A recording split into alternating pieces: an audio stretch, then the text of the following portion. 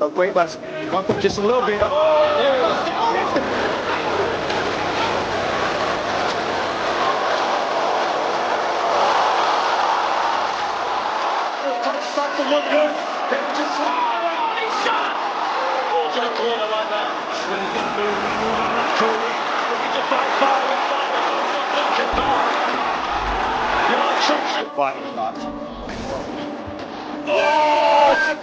He's out.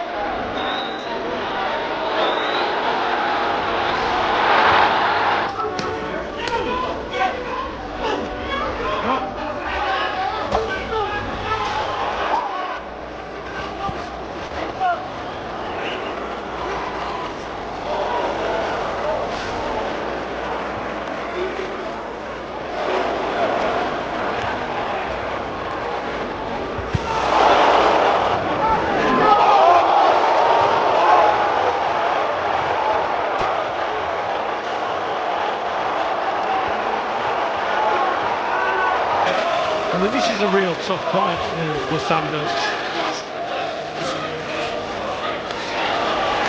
I think he's boxing very smartly indeed.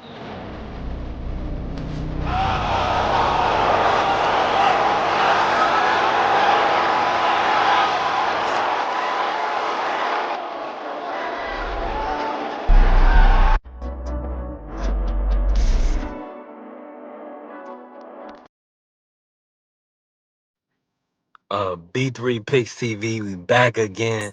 Hey, that video is fire, man. Hey, listen, that track is fire. Um, I don't own the rights to it, so they did copyright me for it. But I had to run it back. You already know. Salute to my brother Dank Father already in the building. We working. This gonna be a road show. I'm already out. Right now it's 12 p.m. on the East Coast. Hey, y'all see what the topic of conversation is? Hey, Top Rank, man, they did something big. They did something that people didn't think they could do. Hey, they made their own way. They got a network. They got their own network. Listen, Top Rank Classics. Shout out to them. Top Rank Classics.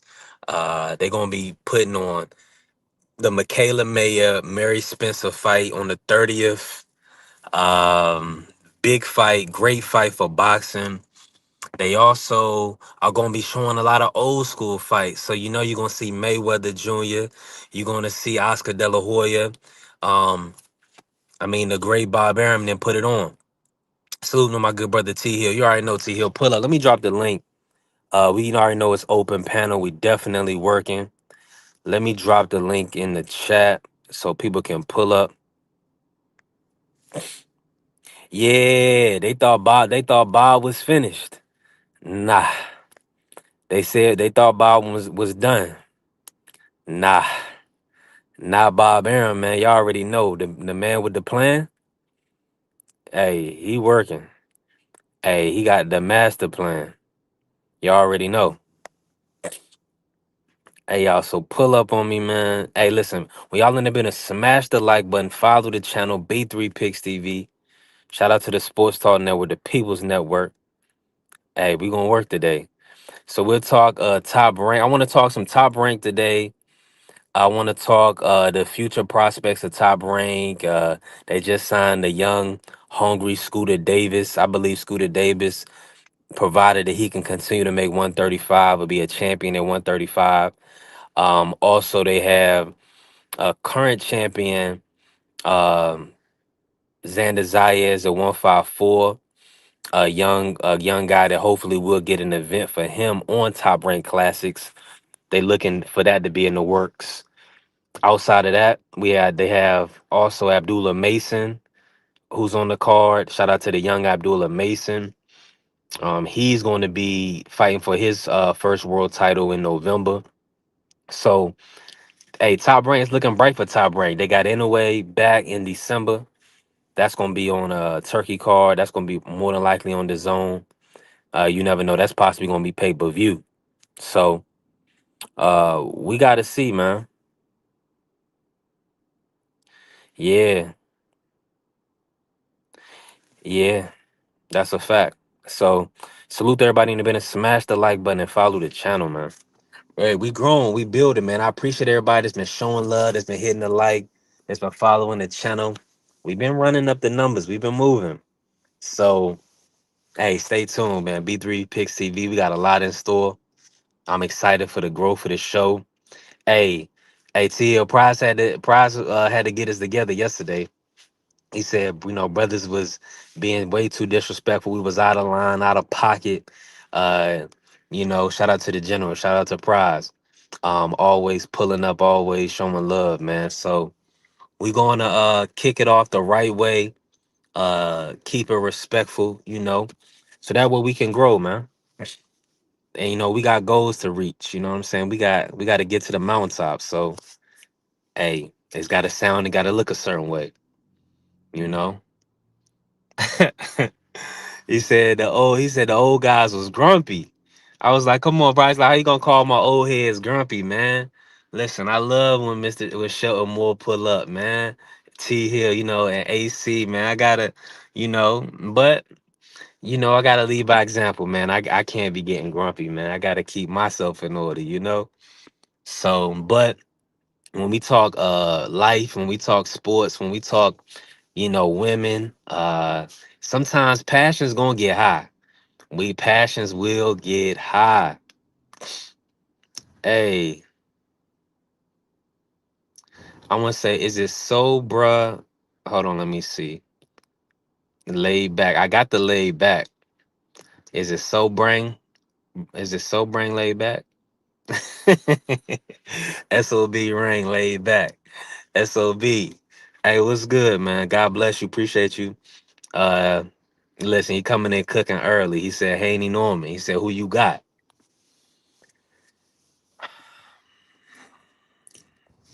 As you know, I'm gonna be honest with you, man.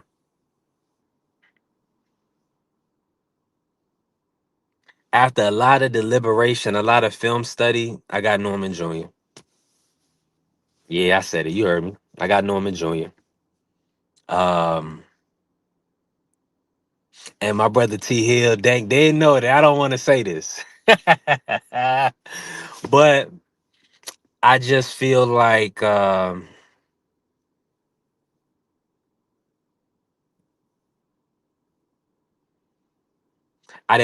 didn't like the punch it's the punch resistance piece.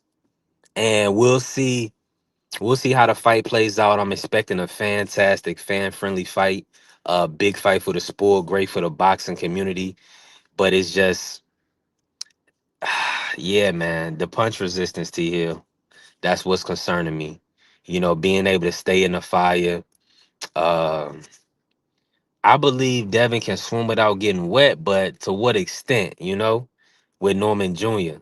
Man, hey, listen, and this is going to be one of the best fights I can remember, for one of the most anticipated fights, but also it's going to be one of the best fights because we're going to really get an opportunity to see how Devin can kind of navigate this power punch in Norman Jr., man.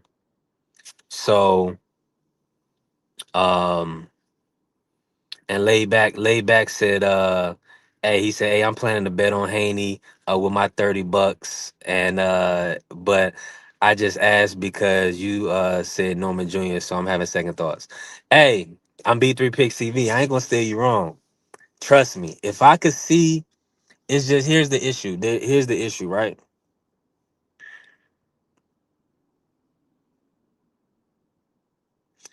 That at this stage, as we can see, he has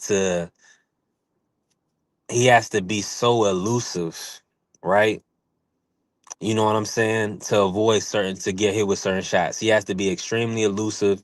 He's gonna be doing a lot of back footwork. And Norman Jr. is really he's stepping with his hands. You feel me? He's letting his hands go. He's shooting his jab very well. And I like his combinations that he's landing. So I'm gonna be honest and salute to the beautiful queen Angie, baby. Always showing up. Appreciate you, Angie. Talk about it, Dank. Pull up, man. Talk about it if you you got time. It's still early for Dank. Shoot to my brother Dank.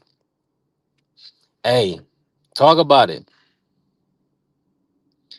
And if Haney get the job done, Dank, you already know, man, it's up. It's up because you know anytime Devin can put on a great performance, a dominant performance, put his skills on display for the public, that's gonna be a great event. That's a great opportunity for us to see one of the future legends, one of the future Hall of Famers in the sport. I bet, cool. Dank said he gonna pop in. All right, cool. So that's what I'm looking. But let me say this though, we working, man. Shout out to oh, I had another thumbnail that I was working on. I wanted Bob Arum in the middle, but this one gonna have to do, man. Shout out to Golden Boy, man. Shout out to Oscar De La Hoya. I'm loving what everything that they doing over there outside of building up a East Coast branch. I mean, if they need, what I'm saying, I'm new in the game, but if they need me, I love to come get out there and promote, man. Maybe they want me to say it with my chest a little more, but I help with the East Coast branch, man. Hey, but Top Rank, they got it. They got the foothold. They got the young Scooter Davis. So we gonna see. Hey, we definitely gonna see how everything shake out at 135 because you have Abdullah gonna be taking down the WBO. What is Shakur gonna do with the WBC at 135? That's the topic of conversation.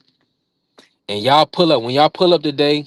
See here, if you pull up anybody that's pulling up today, I need to know what's going on with Shakur, what's going on with the WBC at 135. Is he gonna keep it? Is he going to unify? I mean, the Muratala fight, move the mandatories out the way, run the unification, or is he moving to 140? Now, if Tio go to 140, I want to see T.O.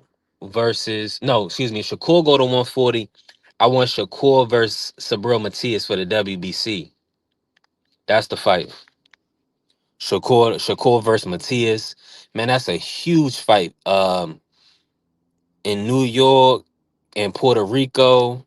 Man, that's the fight that people want to see. That's the matchup.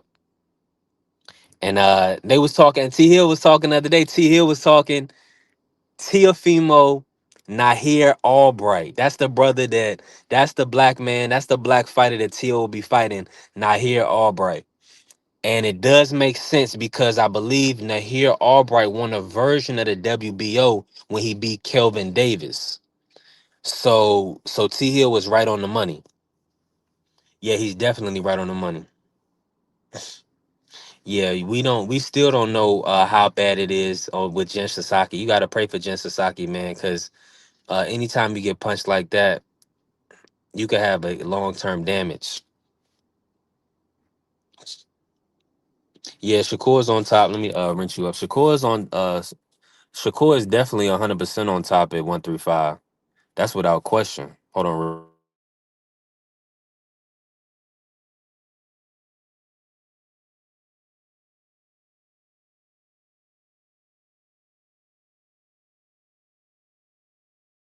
Yeah, yeah, that's a fact. That's a fact. Shakur is definitely on top. Let me see. Yeah, that's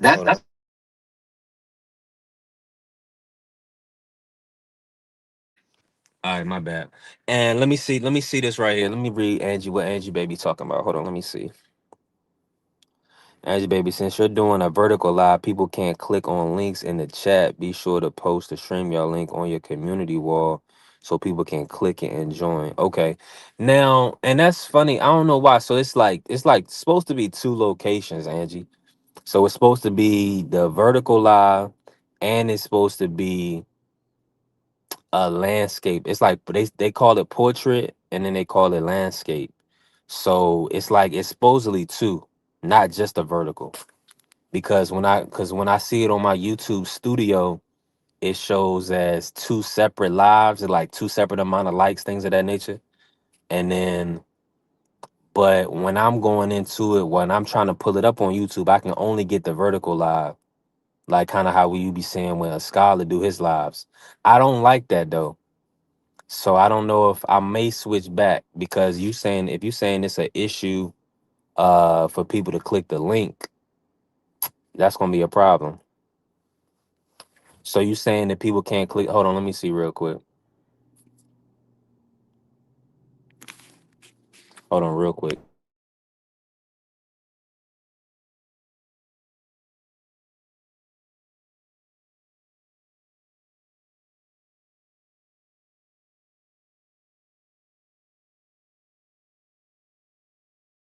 Why they have it set up that way? That's crazy.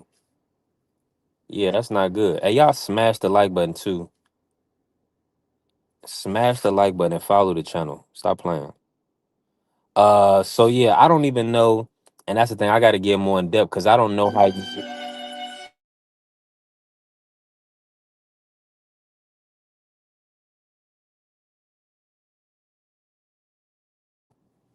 Yeah, I got to figure out how you access the live in the other view. So dang. Okay, so every time you drop in a link, nobody can click on it. Wow, work.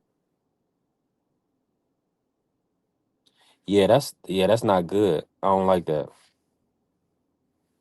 Okay. All right, hold on. Let me see.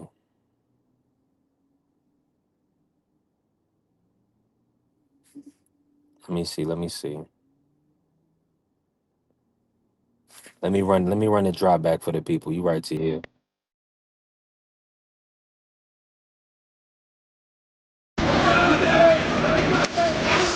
In the pockets and go toe to toe with Benavidez. Double on you. He is down.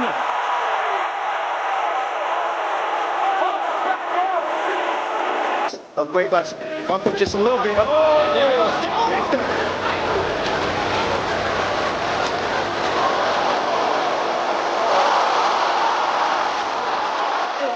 to look good. Then just he shot. Balls in the corner right now. When he's going to move in that corner. Looking to fight fire with Button. Lincoln Park. Fighting. Oh, he's out for.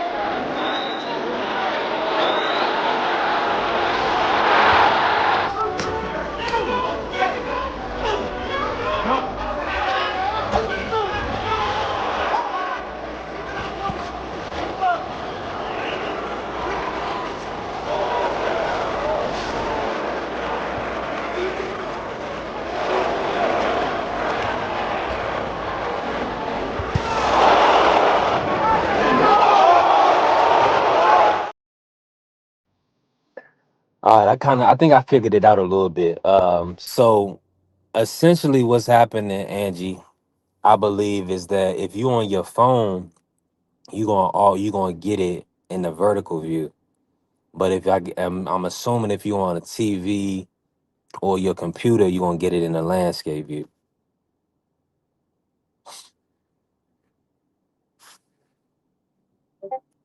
How you do it? All right, and you're gonna have to put it in how you did it, cause like I'm like, I don't yeah, that's what I'm saying. I really don't like the vertical, but all right, I'm gonna stop doing the vertical. Dang. But I feel like the vertical is well, I may do it this way to run up the numbers. Uh I'm gonna do it this way to run up the, so that way we can grow because we trying to grow. We building. So I'm gonna keep doing it this way, but both videos show up under your live tab. Okay, cool. Okay, lit. Okay, that's good to know. That's great to know. Okay, bet. Hold on, let me switch my accounts and then I'm gonna pull it up that way. Hold on, let me see. Hold on, let me switch my account.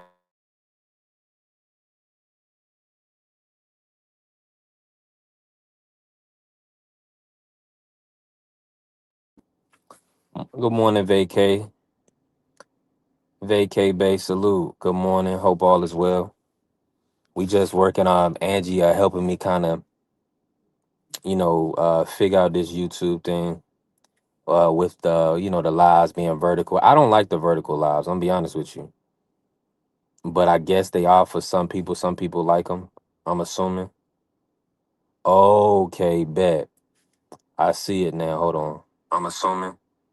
Yup. Okay, bet. I found it too. I found it too, Angie. Okay, bet. So that's what I gotta let people know, that if you don't like to watch as far as vertical view, both of them are posted. Yeah. Okay, lit. Appreciate you, Angie, baby. Always helping out. Appreciate you. God bless you so, and thank you so much. The beautiful queen. Appreciate you. Now, let's talk boxing, right? So top rank boxing. Let me pull up that news clipping that I had earlier. Hold on, let me see. I'm gonna read it to y'all. So yeah, they got a new deal. So essentially, now top rank, like the Michaela Mayer versus Mary Spencer event, it will be available to stream on Top Rank Classics, a new channel that was recently formed in August. Top Rank Classics can be viewed on the free services of Tubi, Roku, Pluto TV, and Vizio, and that's all according to the Top Rank website. So, hey, we working. Top Rank is still back in business. So Top Rank Classics, that's going to be a fast channel, which stands for free ad supported streaming television. Tubi and Pluto TV are the most accessible option for fans. So this requires no account setup. Appreciate you, Vacay. We definitely will. Appreciate you for pulling up, showing love. Thank you so much. Appreciate you. Yeah, so Top Rank, they doing it big. Hey, they gonna do it their own way. They have their own channel. They're gonna get to make their own moves. They're not waiting around for a network. So I believe, of course, with the bigger fighters, with the big events, they can still do pay-per-view, things of that nature. They are in conjunction with PBC, so they're doing Oshaki Foster versus Stephen Fulton. So that's in conjunction with PBC, and also Janabek versus Laura. So they working. Laid back said PBC is dying. We gotta see. It's not looking good, but they still doing events. So because you gotta think about it, they still have Fondora, they still have really Roly, possibly even Pacquiao. Um, so Tank is loyal to PBC. Um, They just signed a young prospect, Abel Mendoza. So they're gonna be we'll see. Laid back. I think it's premature. Yeah, I definitely think it's premature. Hey, salute. Hey, let me see this. Carrier said, why don't promoters create an app and stream independently? That part right there. But I think it's the bread, man. The upfront capital, you know, the servers, things of that nature. Yeah, man. It's a lot of bread that goes into that streaming your own.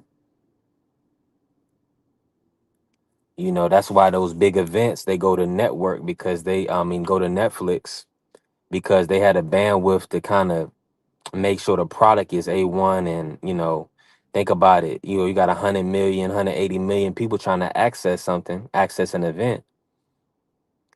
Can the zone handle that right now? Maybe not. You don't want to risk it.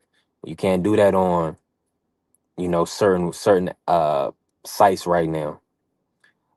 Let me see. Layback said Janet Beck versus Terrence Crawford will be a fight mid 2026. Possibly. So you got Janet Beck being Laura. Okay. Okay. I can see that. I like that matchup. I think I'm picking Janet Beck to win that fight. But like Free tell me time and time again, Janet Beck really ain't fought nobody. Now when he did step up, when he did fight Denzel Bentley, it it was a 50-50 fight. It wasn't, it was a good matchup. It was a 50-50 fight. Laura, 41 years of age. I still like his chances, man. You know, Laura is really one is not to be played with. Laura is really punching on cats. So man, I'm excited for those matchups. I'm excited for those matchups, and I'm excited for Top Rank Classics. So y'all will be able to see a lot of the old school fights on there. So that'll be great. And then see y'all we just get to see Teofimo Lopez and Shakur Stevenson, Bud Crawford. All these type of guys on there on a regular basis. Yeah, salute to my brother BVO, man. Pulling up, always working, always showing love. Janet Beck. It's a young man's game, but yeah, Laura's still dangerous. Laura is still extremely dangerous. So it's gonna be exciting to watch, man. It's gonna be exciting to see. And I'm looking forward to that Inoue matchup in December. Inoue will be back. I'm looking forward to Inoue Nakatani, but Inoue will be fighting Picasso in December, so that'll be a good event. And Junto will be on the undercard. So it's gonna be lit. It's definitely gonna be lit. Yup. Whoa. Whoa. TL. And whoa. Hold on, what did it say? What about Nick Ball in Inoue? Inoue, he haven't made no moves about going up. All I can tell you, sir, is that he's gay. Uh salute to my bro. See, that's what I'm saying. So name man, how old is you, bro? TL, that's what you was talking about. I didn't, you know what I'm saying? What's going Hey, but see, TL, I can't see all the comments. So I'm on my StreamYard, right? I don't see all the comments. So, if you listen, hey, my brother, he's in the vertical, right? Listen, you gotta go outside and get some fresh air, bro. Cause I don't know where you from, but you out of pocket, yo. That's crazy. But yeah, see, I don't like this T Hill because I'm not getting all of the comments. I'm only getting it's I'm not getting all of the comments. So if you see this, my apologies. Um I don't get all the comments. So when you comment live, keep commenting, keep supporting, keep showing love, and I appreciate it. But sometimes the comments don't show up. He said 35, but he act like a 13-year-old. God bless you, family. God bless you, bro. Hey, all right. Let me and salute to my brother. Laid back, right? Laid back ass. Yeah, Nakatani versus Inoue would be the biggest blockbuster in Japan. Yeah, it will. I'm liking that fight. I got Inoue. I got Inoue over Nick Ball, man. And I like Nick Ball, man. Shout out to Nick Ball, the Dirty Wrecking Ball. Yeah, Dirty Wrecking Ball. Inoue is gonna stop Dirty Wrecking Ball. I don't think it's no doubt about that. Salute to my brother Piero Sir in the building. Piero Sir, what's good, family? Salute. Hey, we working, man. Listen, I want to know what y'all thoughts about Top Rank Classics, Top Rank being on free TV, um, all those good things. And listen, if you stuck on the vertical live and you need to click the link, go to my page, go to my lives.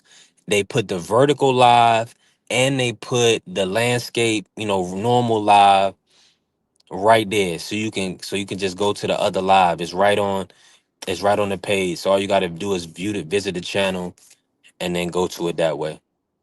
And you just go right through the live and you can come in and you can click the link and everything. We can cook. Yeah. Salute to the beautiful Queen Angie. Showing up and showing love. Hey man, we still working. Shout out to the Danny, man. Shout out to Danny Swift, the future Hall of Famer. Hey, we still gonna support and show love. Well, I'm excited and sad at the same time. But I don't know if Danny really gonna hang it up. Right. So, we're gonna focus on Saturday, get this victory, and that we worry about in the future. Right. I mean, I mean, look, obviously. oh! Hold that thought. Down goes Godzilla. Danny cleaned up, buddy, this weekend. That was crazy. Yeah, that was nasty work. Yeah, that was awful.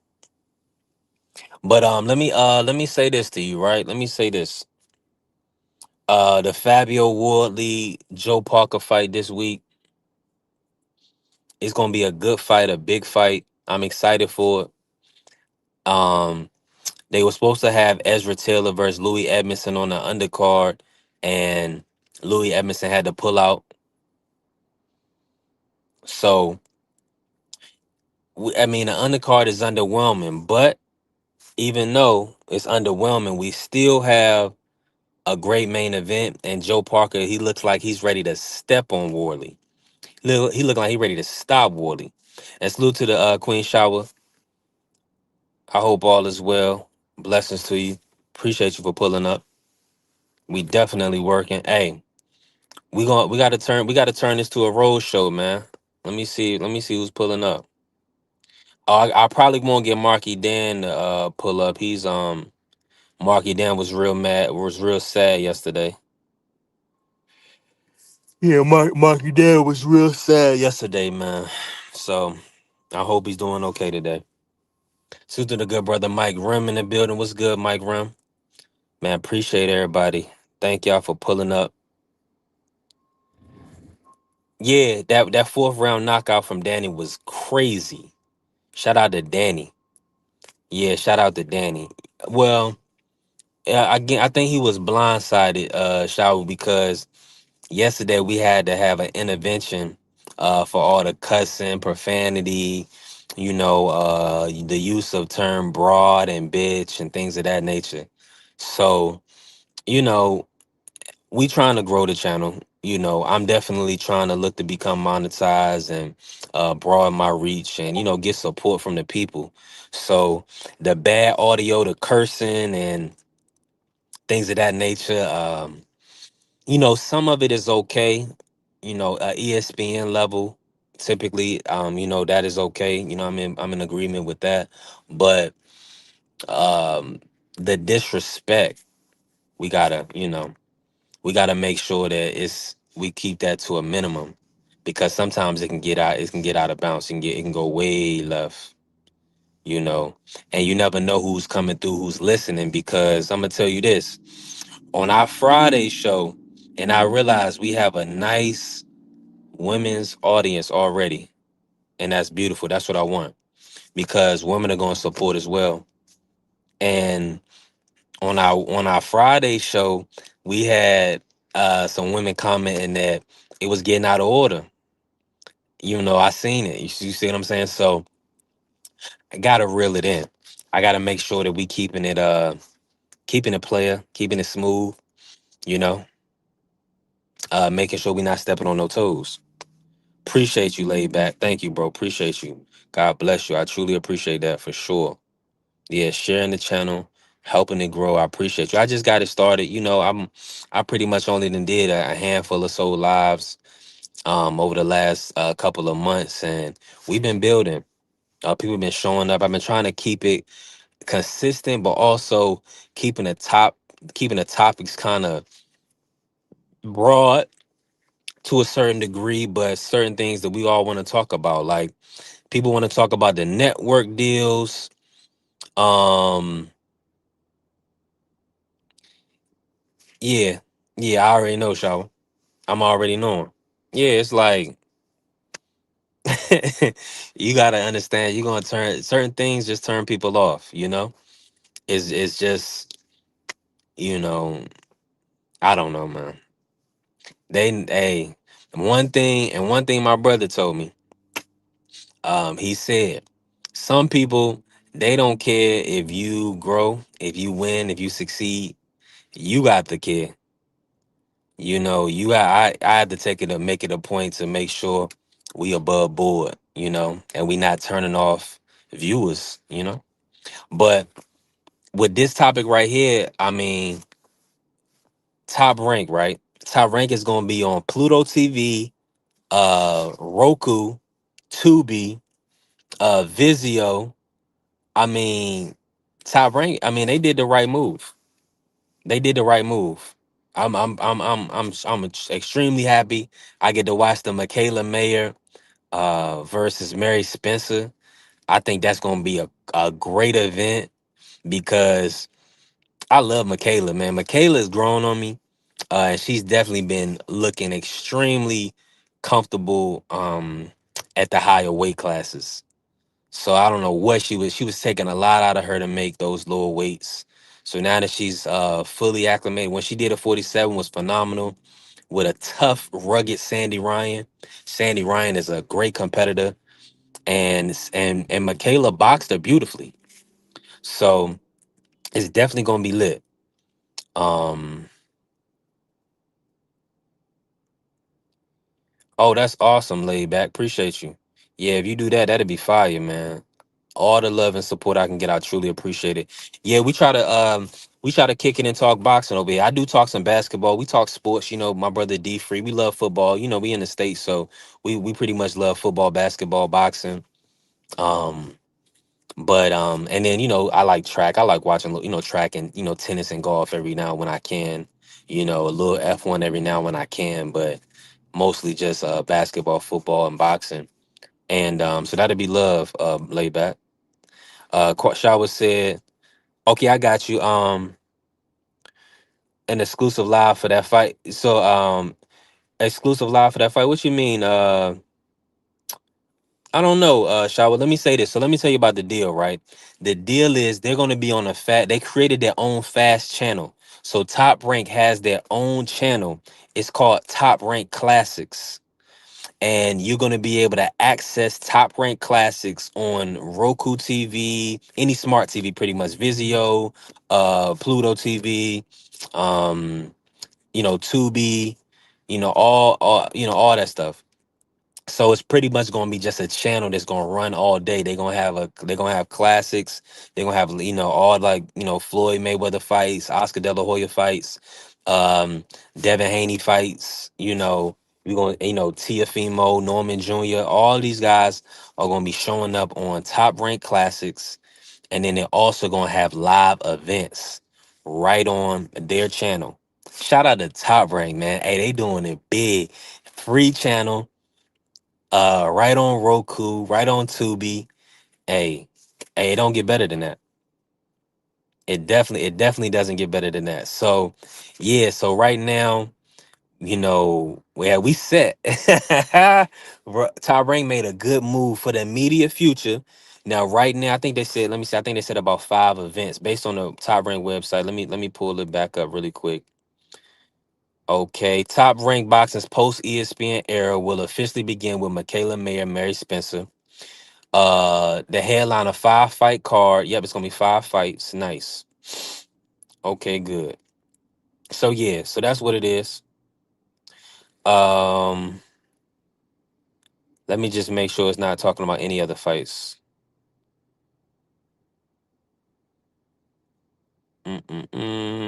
Okay, yep. So that's it right now. So that's it. So hopefully we get the Xander Zayas fight on that card as well. I know they're trying to bring him back, and I do believe Espinoza is going to be back in December as well. Which prescription for not ESPN Plus, or was it another prescription? Let me scroll up. I purchased Punch and Grace for the Punch and Grace. Oh wow. Oh wow. Okay. Now I believe is Iglesias Eye the Tiger. Let me see. Yeah, I mean, yeah, that's wild. That's nasty. But the six, so yeah, and hopefully you can get a refund. But I doubt it. With some of them subscriptions, they make you lock in for a year or something like that. Hopefully they still use that platform just so you can have a reason to use it. I guess. Dang, that sucks. Um, and appreciate you, Angie, always showing up. Let me say this real quick. Laid back said, "Do you think the Spurs can make the playoff this year?" Yes, as long as Wemby stays healthy. Absolutely, absolutely, they make the playoffs as long as Wemby stay healthy. And Anthony Davis crying said NBA must limit height after women. Ah, hey, did he really say that? I can believe it because AD is a troll. So I believe he probably did say that, man. Yeah, Wimby 7'6". That's crazy. That's insane. He's gonna dominate the league as long as he's healthy. Okay, you said it's a Canadian fight for it was for 3 months. Yeah, that's wild. Yeah. These platforms, man, they get us, man. They get us because they know we want to see fights, man. They know we want to see boxing. And they be getting us. Dang.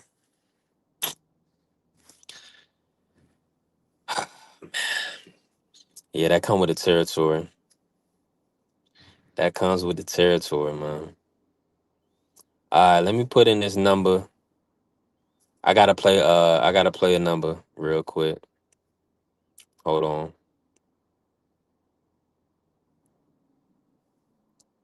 It's gonna be 284. My bad, y'all. Bear with me. Just bear with me 1 second. But y'all gotta let me know. Let me talk about this fight. So what I've been seeing really, right? Well, I got y'all in the building. I appreciate y'all showing love. I appreciate y'all. All right, salute laid back. Appreciate you, bro. Absolutely. Thank you, family. Already it was a pleasure. And definitely come back and see me, bro. God bless you. Thank you, bro. Salute to you. Salute to you. And appreciate you sharing the live and showing love. Thank you, family. I really appreciate that. Yep, because we definitely trying to grow.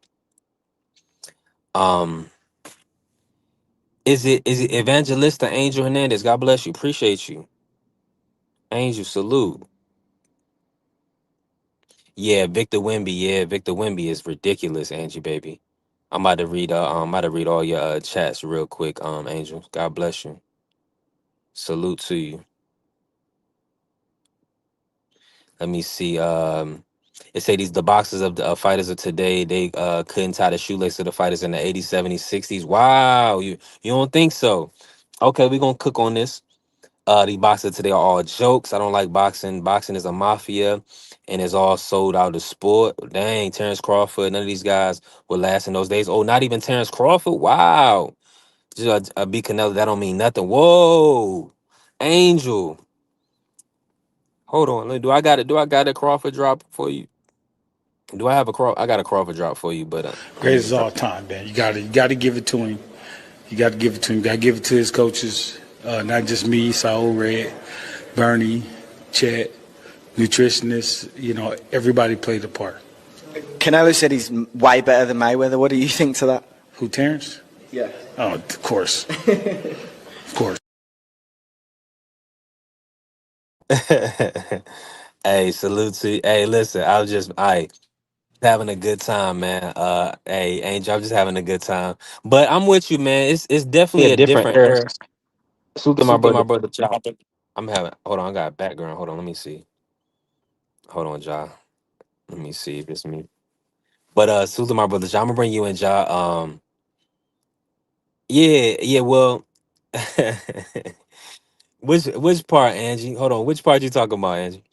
Is it the Crawford being Canelo not meaning nothing? Nah, he's just being passionate. He don't believe that. He don't believe that. But I do if he and it's a different era. Like they believe these guys of this era not really putting it down. They believe, some of the guys of this era wouldn't last in the old era. So hey, that's their opinion. We gonna still turn up and show up and show love. I ain't gonna disrespect them. You know what I'm saying? It's a good brother. Let me wrench up Angel real quick. Hold on, Angel. Let me get you right. What's going on, Ja? How you feeling today, bro? What's going on with you? I'm feeling good. Man, How you doing? What's bro, going on with you? I'm blessed, feeling bro, good. man. Super thankful, man. Just another day, man. Another great day to give thanks and you know what I'm saying, work. Hold on, why is it not letting me hold on, let me give thanks and you know what I'm saying, work. All these lives is different, man. So now I'm streaming from two different lives. So I got a YouTube, I got a vertical live, and then it's Yeah. and then it's another like a landscape view live. So it's like, Yeah, I'm seeing oh, both of them out there. yeah, it's wild. It's wild. Oh, you so on the stream, y'all, you can see both sides. Yeah. Oh, that's crazy. Yeah, this wild. That's what I'm saying. I'm trying to kind of deal with it, but it's like it's no way to. How You long you know, been doing YouTube?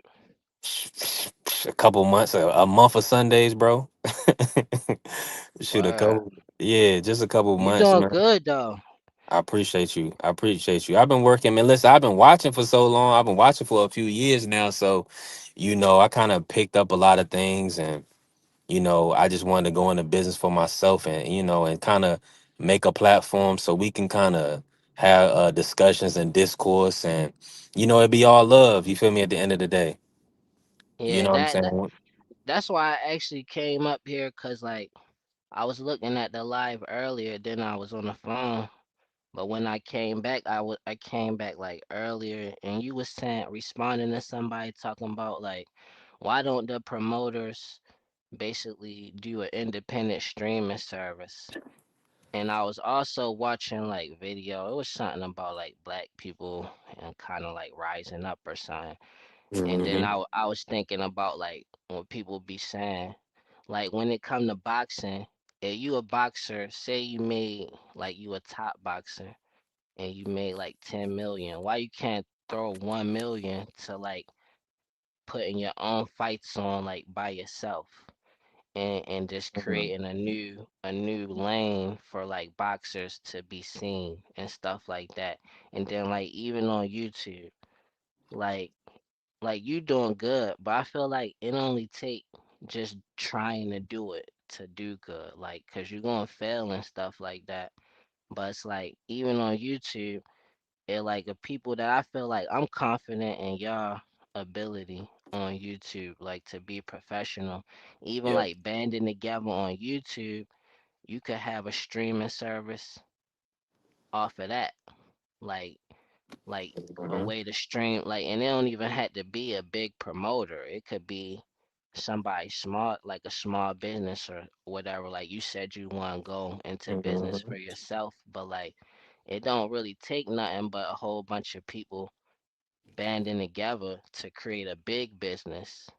And that was just something that Yeah, that's interests a me, fact. made me want to get on here and just talk about that for a second. Cause like I'm excited about something like that happening, like a new 100%. platform, like a down to earth, like a local type of thing, but like a streaming platform. Now, what type of content would you want to be on it? Like for me, I'm really into like animation and anime and stuff like that. Like so I want to stream like black people don't really have a lot of representation in certain areas. So Right. like I was hoping like, and I'm still gonna work on it, like some black people get together and we could stream anywhere, like as long as we got quality content. It'll be just like if Disney or Nickelodeon or something streamed they cartoons on there. It's just more about the quality. But like it could be about everything, like just the umbrella of life. But it be so big, like a big thing, cause it's already companies like YouTube is sort of like that. Ain't no specific subject matter when it comes to the whole umbrella of YouTube. So like maybe some minorities get together and they create a little situation. It don't have to be just catered to one specific subject. I feel like that'll open the door for so many different opportunities. I'm in full agreement with you. And I would love for us to come together and kind of and build, man. That's but it just takes people taking the steps in a leap of faith and trust. You got to trust the next person, you know what I'm saying? And the next person got to do what they say they're gonna do. Let me just say this real quick. Salute to my brother Bentley pulling up. Shout out to Bentley, man. I don't listen. He said, I guess we could speak about that, Carrier. I don't know. I would just want to ask your thoughts on it. We could speak about. I haven't heard anything about it. Have you heard about that, Josh? Something about a $2,000 stimulus? They say stuff like that a lot, but no, I haven't. Nah, Yeah, I okay. wouldn't be surprised if Trump, if he pull that off, Yeah, cause that'd be good too. he had been whistleblowing for like trying to get, cause a lot of people be stealing government funds cause they got government jobs. Mm, So a yeah. lot of people was getting caught up about doing that, and they talking about putting a hold on government funds. But I don't think it's like people be saying like it's a nightmare, but I think it's more about weeding out the bad apples that got government jobs that control government funds. Mm, I'm with you on that. I'm with you. So let me ask you this. About Top Rank specifically, like they doing their own thing. They didn't worked out a deal where they gonna have their own channel. Top Rank Classics. They gonna show old Top Rank fights, but then also you're gonna be able to see them for free. They're gonna be on Roku and Tubi and Pluto TV and Vizio. So it's called a fast channel, which is supported by ads, so I'm sure we're gonna get some ads, of course, like any other like TV does commercials. But uh are you surprised that they didn't announce something more so like a network deal with a DAZN? Or do you feel like you like it this way better, that they doing something different with starting their own network, I mean their own channel? Um, I mean that's a boss move. Honestly, I love it. They Yeah, should have been did it. I mean, they got rights to some of the legends in the sport. They fights. yeah, Like really, really, they lost a lot of, well, not lost money, but they didn't make money that they had the opportunity to make because you could watch all these fights for free on YouTube. They should have been did their own thing. It don't make no sense that they didn't. They pretty much got all the legends from when they fresh in the game, like which is probably their most entertaining fights, cause you get to see their growth and you get to see them like flex at the same time. But like, dawg, I love that idea of it. But I don't care though, cause at the end of the day, they only doing that cause they have to. Cause people like us have opportunity to overnight like do something people don't believe is possible. Like overnight become like a network. Like I feel like it's that close, just a little reach away, and it can happen. I think it's going to happen. I'm excited for that. Cause it's not, for me, the way like big companies like Top Rank promote fighters is unfair to the youth. Like it's a lot of boxers coming up, but if all this propaganda, this drama keep infiltrating the sport, then that's not giving them their fair shot. Like they gonna turn the boxing thing into like a straight Hollywood scene. So everybody coming in, it ain't gonna matter like fighters like Mike Tyson. Ain't gonna be no need for them. Somebody who come from a humble background, like you could just be like sort of like the NBA. Like people start making money and you got people fighting that really don't need to fight. Most of the time in history, people fought because they needed to financially. yeah. So like it's cool, but I don't even care because I already get to see people fights anyway.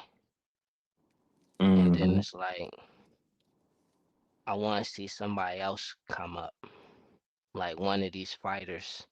They could start something like actually start putting on fights Man, just to stop them. I wanted Mayweather to have his own belt. When he remember he said they was gonna do, I wanted them to create their own league, get rid of the sanctioning bodies. You know what I'm saying? Like I thought that would have been a good move. And now look what Turkey doing. He creating his own league. So I'm with you 1,000%, man. I want to see us come together in any aspect, as long as it's positive, and put it together. You know what I'm saying? Put something together. Because it's only a small amount of things as minorities that we could keep and gatekeep it. We should be able to gatekeep.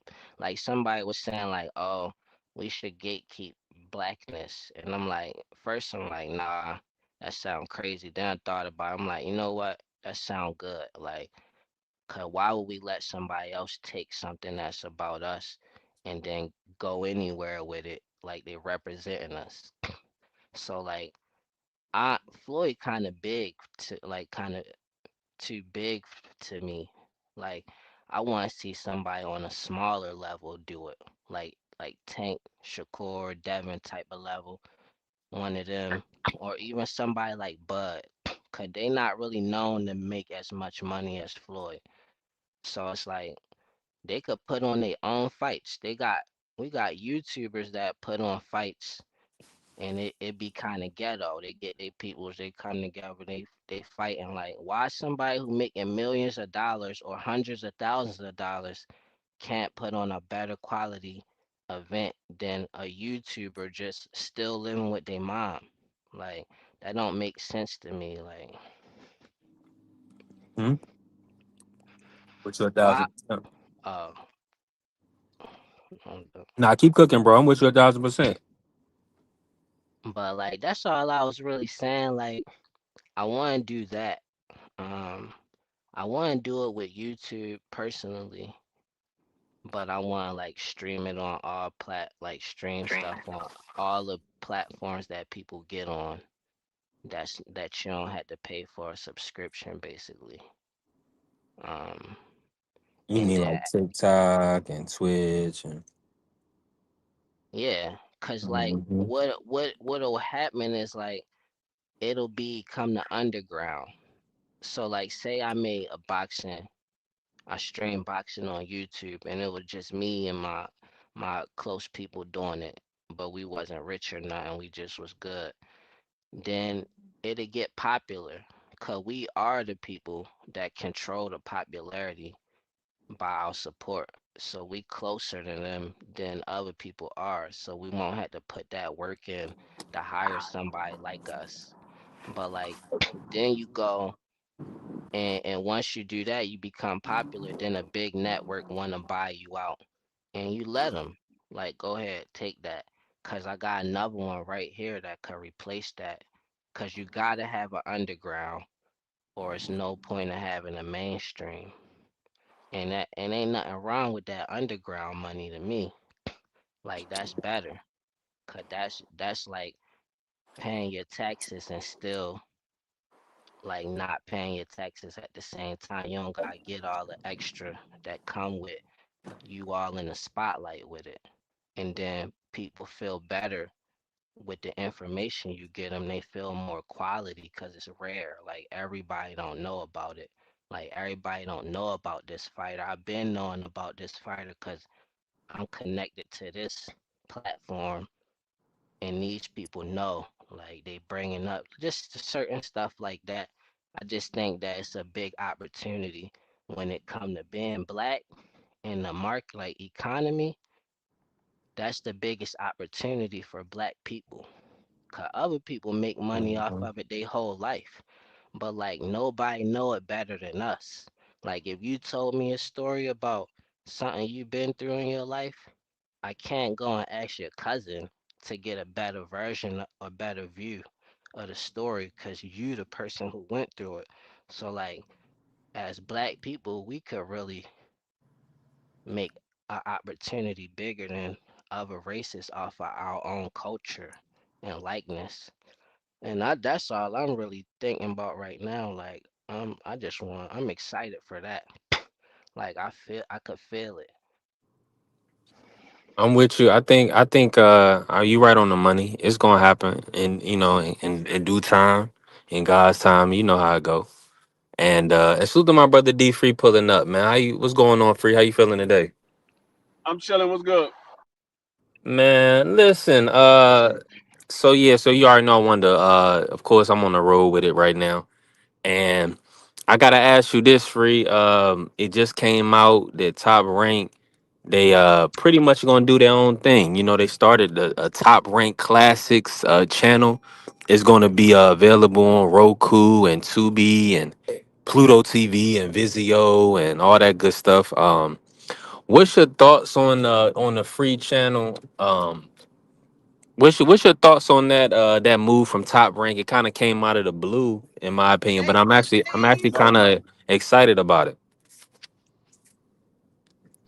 Um, nah, this is what I pretty much said. I said they probably already had something lined up, and they was gonna make an announcement. This is what they're gonna do starting the beginning of the new year, and so it's pretty much going down the way I figured it was gonna go down. But I thought it would be with an actual network. I didn't know it was gonna be their own thing. I thought it would be an actual network. But hey, I mean, if it works, hey, they that's even more money that they're bringing into Top Rank. They got their own deal where they ain't got to worry about nobody having slots for them. They make their own slots for whatever fight they want to put on. So I think that's a good idea. I think it's a good thing for Top Rank because Top Rank got a lot of upcoming fighters, upcoming stars. So they have a better chance to put these young fighters on display. Um, so I like it. Yeah, I do as well. I do as well. I think it's a good. And now the first fight is going to be the Michaela May Mary Spencer matchup. So that's going to be on the 30th of October. So shout out to Michaela. And so let me pivot real quick, y'all. Y'all know we got a big fight coming up this weekend, right? The Warley and Joe Parker. Let me bring you in on that, job. What's your thoughts on that Warley Parker matchup? Now I was talking yesterday. They did put it behind a paywall, a $60 pay per view. I don't believe it's a pay per view worthy event. I think it's a good fight, but that's just what it is. What's your whole take on it? And do you have a winner in that fight, Ja? No, like I don't know either one of those guys. What network is that with? Yeah, so there's going to be on the zone. But it's a Frank Warren Queensberry event. But yeah, so for Fabio Wardley, he's been getting moved in the UK. He's a relatively newer to the scene over the last like year and a half or 2 years. He's been pretty much kind of making waves. He started off in white collar boxing, and then Joseph Parker. Joseph Parker. He fought Wilder. He fought I um I I think I remember Joseph Parker though. Is he light mhm. skinned? Yeah, light skin. Okay, I believe then he's Australia, even new from New Zealand. I think he's from New Zealand. But yep. I'm gonna go Mm, with him just 'cause like I don't know the other dude, and I seen Parker sleep somebody before. yeah, I he like slept seeing Martin heavyweights Bacoli. doing that. I like seeing heavyweights doing that, so I'm gonna go with him. But like I don't know for real. I don't think it's pay per view worthy though. But it could be. I don't want to hate on nobody. It should be pay per view worthy if they got their own following. They probably could make some money off of that, especially because they not in America. 'Cause I don't think it'd be Hmm. pay per view worthy in America though. I Nah. mean, do they charging pay per view in the states too? Yeah, they charging $25 in the UK, or 25 pounds in the UK, and $60 USD. So yeah, we paying Oh, they 60 for that. bossy. Yeah. Yeah, they wild.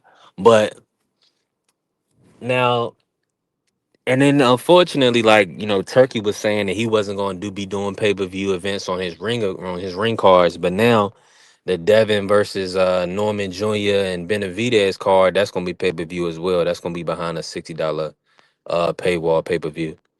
So that's something else we kind of gotta we're gonna have to pay for next month. What network is Turkey with though? Really, he has stake in the zone. Um, but see, he made the one fight, the big fight on Netflix with Canelo Crawford. So I'm not sure what because you know that he's doing the TKO league. They're going to start that in January. So I don't know if they settled on a specific network for the TKO league, but Yeah. that's going to be interesting to see. Oh, matter of fact, they did get a network. I'm sorry. Turkey's going to be with Paramount Plus. Yeah, that TKO league is with Paramount Plus. Oh, that's Hmm. professional. I like that network for that. Yep. Yeah. See, I So like Tubi though. Like Top Rank. You said they with how many different networks?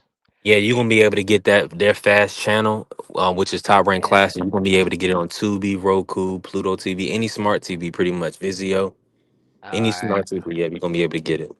I like that. Like I like using if you use Tubi or something, top rank. Cause how many pay-per-views do they even put on? Like, They don't. They never like doing pay per views, but once in a blue moon.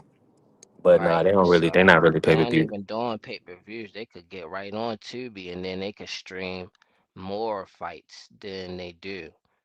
And it'll be worth it. Like they get the views and stuff, I believe. Cause they Man, once have the way more fights than they televise. My bad. They no, have you way do. more fights than they televise. So it's like just being able to like record and stream it. Um, I like Yeah. Top Rank how they do their thing though. My bad, don't go. Nah, you good. What you Nah, was I'm saying? me as well. 100%. Because, and then they have the fighters. They putting Abdullah Mason in position to win his first world title. So of course, he's gonna have. They'll be able to stream his events. I'm sure they're gonna have a hometown fight for him in Ohio, and then Norman Jr. if he can get the job done versus Devin, they gonna have him doing hometown events. In Atlanta, in Decatur. So yeah, Top Rank is set up for success for sure. Yeah, they in the driver's seat. Yeah, I think I do think the Devin and Norman Jr. the Benavidez yard card. I think that's pay per view worthy. I do believe that is now. Um, this event this weekend, nah, not so much. I don't think so. Let me let me ask you this, Ja. Since you in the building, and so it's been a lot of talk, right, about Crawford, about Charlo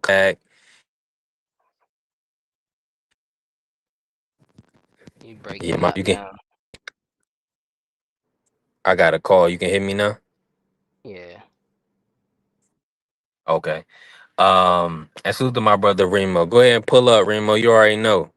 I need the report, the basketball report, man. That boy Edgecombe looking like a problem. So let me ask you this though, Ja. Like, what do you want to see out of Bud Crawford next? And he got called out by Charlo and things of that nature. Do you feel like you want to see that fight or the Boost fight? What's your take on everything? Like strictly who I want to see him fight, or Yeah. just Hmm. overall? Oh, like as far as fighting, top that I want to see Bud fight is Boots. Cause I just believe in Boots. Like, but I haven't seen him test it like I want to, and I feel like for sure Crawford to do that. And I feel like Boots would actually prevail, which is saying a lot. Cause Crawford, like he definitely he one of them ones like just cause his mindset. But like Boots would be number one. I think Crawford would beat Benavidez. So if I'm just looking at it from Crawford and the love of boxing, I want to see him fight Benavidez. I feel like Benavidez is that, but the IQ could be a big deal. Like when it comes to any fighter, it don't matter. Like in Crawford, I feel like his size would be straight, like and then match with his IQ. Like he could beat Benavidez to me, but because I haven't seen Benavidez really beating somebody where I feel like he's actually been tested either. I feel like he should be really trying to be a heavyweight. That's why I look at Benavidez at his highest potential. But Charlo, besides Benavidez, Charlo, I want to see him do everybody at 154. Like just because, like if you still could do that, accomplish that, and still get out with your health intact. But like Boots, Benavidez, um, and everybody at 154. Like get him a shot. Like who gonna be able to beat the man and just beat all of them, and then you'll probably be down as the best of all time if you did that for sure. Nobody can argue with it. Like he beat Fondor, he beat Lubin, beat Charlo. beat who else? Everybody at 150. He beat Boots, but I want Boots to win that. And then like he don't have to do none of that though. He could just fight anybody, like fifth rank in whatever division, and get higher than 50 and oh, that'd be funny. Or he could do just fight Benavidez and that's it, and make that promote that into a big money fight and retire after that. I don't know. It's he got a lot of options, honestly, especially depending on what he could do with his weight.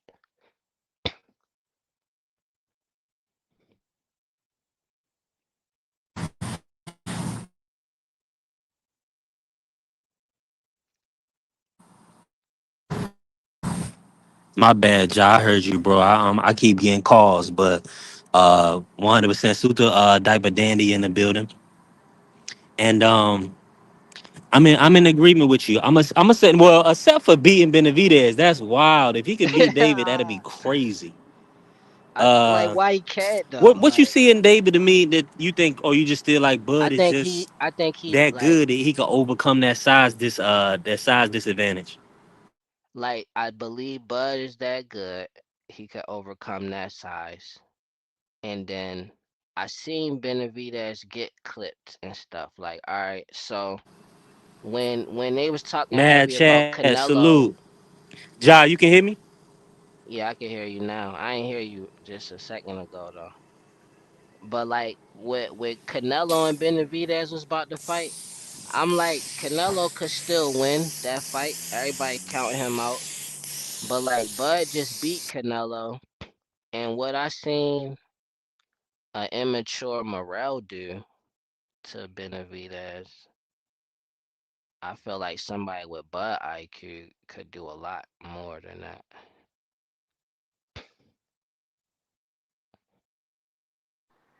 The B3 dropped off, so you come back in. There you go. You good, B3? Yeah, my bad. Yeah, I'm out here putting some air in my tire. My air light came on. Yeah. But hey, I feel nah, like I you heard could everything you promote said, Ja. Benavidez to be a big fight. It ain't a super fight yet, but you could promote it to that. That's all I'm saying. Build it up. Like make it the monster versus whatever. Like whatever you want to say. You could build it up. And then you could say Bud trying to maybe they meet, they coming at 170 or something. And we just doing this to see who the best in you could simply say we doing this to see who the Don't best fighter in the sport right now. make And me that boot. promotion alone would promote the hell out of that fight just to say that one thing.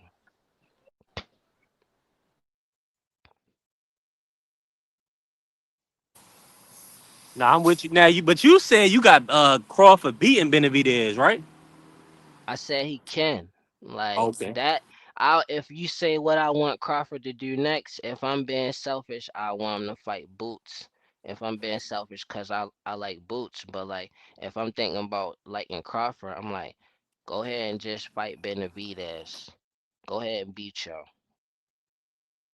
Go ahead and do that real quick. That's it. Nothing else. You gonna do anything unless you just try and get some bread instead. Fight these niggas at 154. Make him come up to 160 and fight.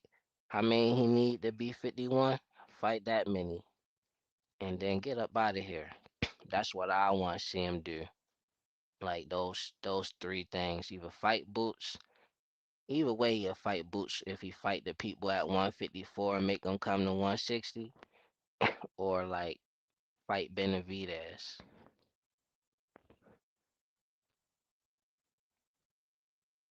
Cause I think he could beat Benavidez though, not cause it's like, oh, you beat Canelo, let's see you could beat Benavidez then. Like, I actually think he could beat you. He got high IQ, and Benavidez, he just a big dude. And Bud say that ain't a deal breaker for him. So the IQ should be able to make the difference. Floyd did it plenty of times. The IQ usually always make the difference. It don't matter if somebody's stronger and all of that, younger. Yeah. But that size, so you feel like Benavidez, Crawford can overcome that size disadvantage? I say something even more controversial. Like if Crawford was to get up to like a higher weight, like 175, like he could beat Deontay at Deontay prime. He could beat Deontay Wilder because his IQ is that much better. So Mm. yeah, I think he could. I think he could beat Benavidez, but Benavidez, it's a difference between he got a high IQ as well, but he there to get hit for sure.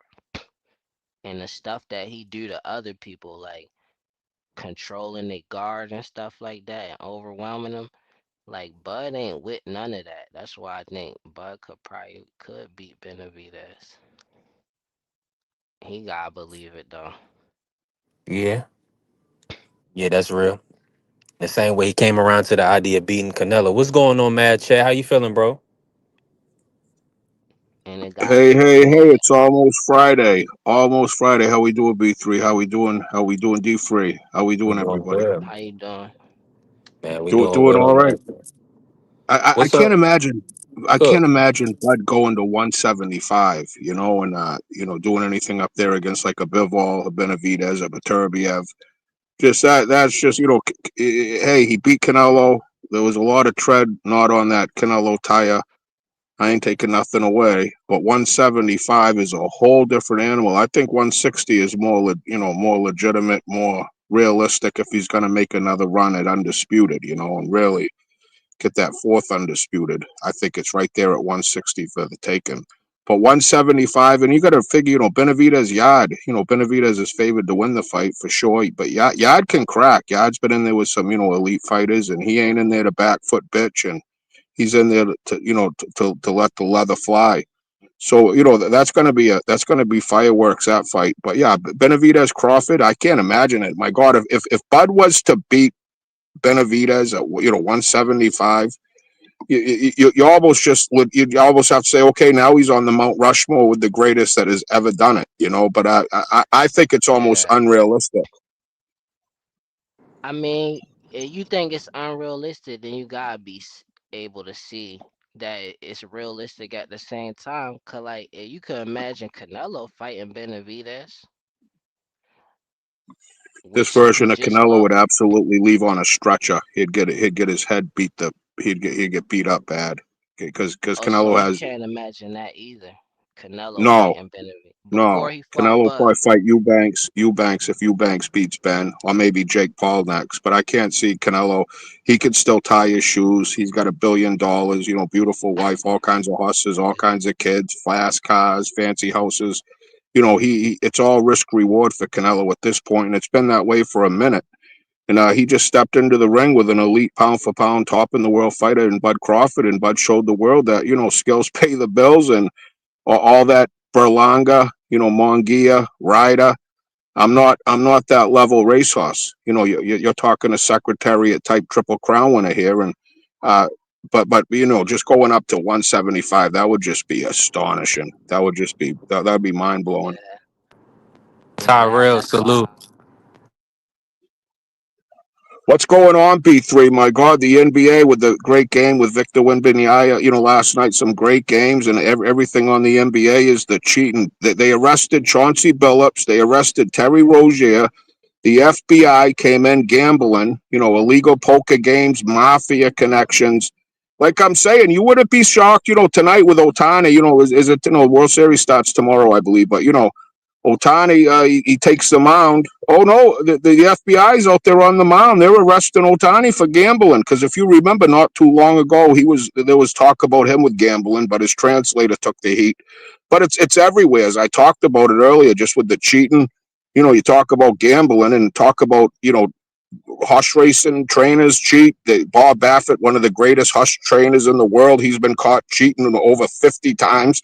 It's a dirty world. In boxing, for outside horse racing is the most corrupt in all the sports. Could you imagine if Victor Conte, they just said Victor Wembanyama is a snack athlete?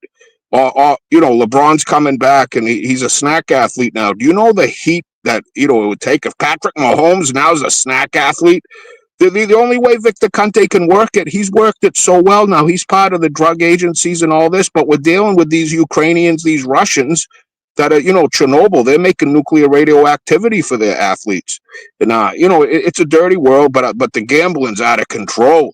This NBA, Chauncey Billups, I heard, got arrested. I mean, he's a head coach. He's a head coach.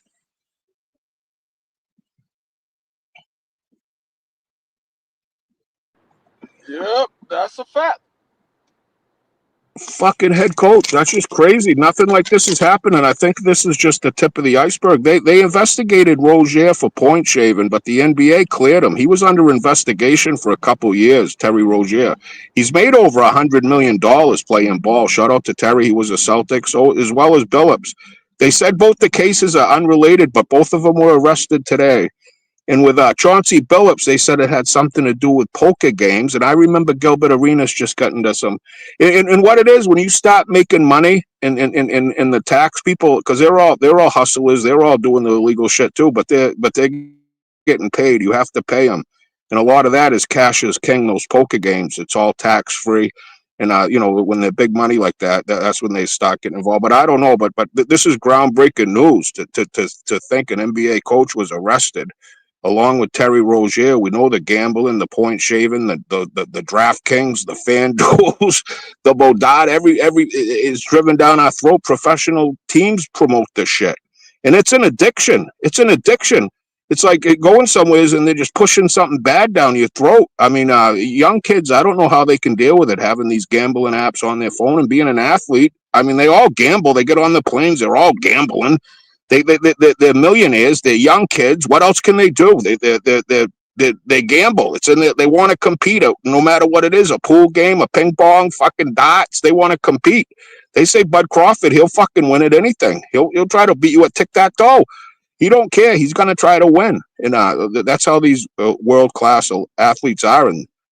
But yeah, I'm rambling on. But that's breaking news, P3, to see, an NBA coach and a level player like Terry Rozier being arrested. And my brother Remo said Damon too. So yeah, you was right, man. Chad, you called it the other day, man. You said this gambling stuff is getting out of control. So you're not rambling, you cooking. It's open panel. So what's going on, Coach Eddie? Can you hear me? How my audio coming through?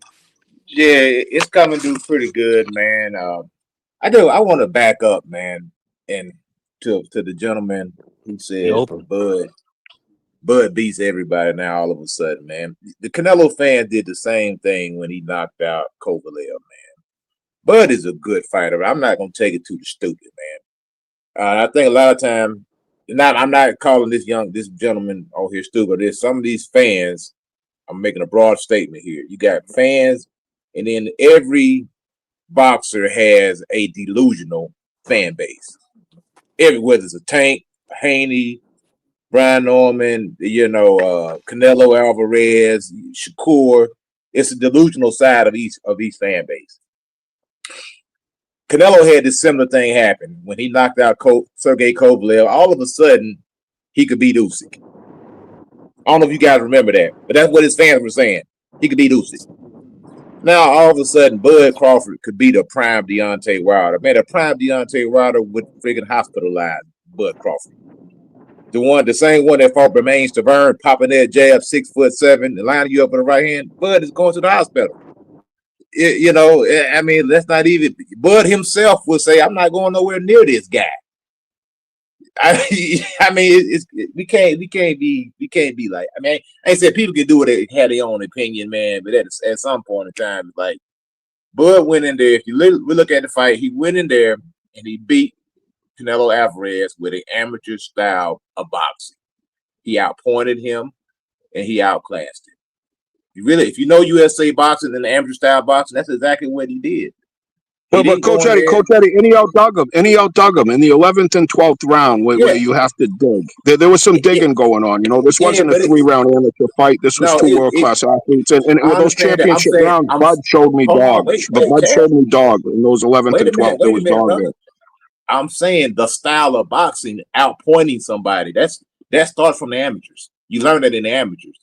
And you can win a professional boxing match by simply outpointing somebody in a professional manner. And that's what he did. He didn't go in there. He didn't brutalize Canelo Alvarez. He didn't beat it from pillar to post. He outclassed him. He outpointed him. He boxed when he needed to. He moved when he needed to. And he ran the combination when he needed to. And that's how he beat him. He beat him with his mind. He didn't go in there and steamroll him. He didn't do him like he did Errol Spence. Coach,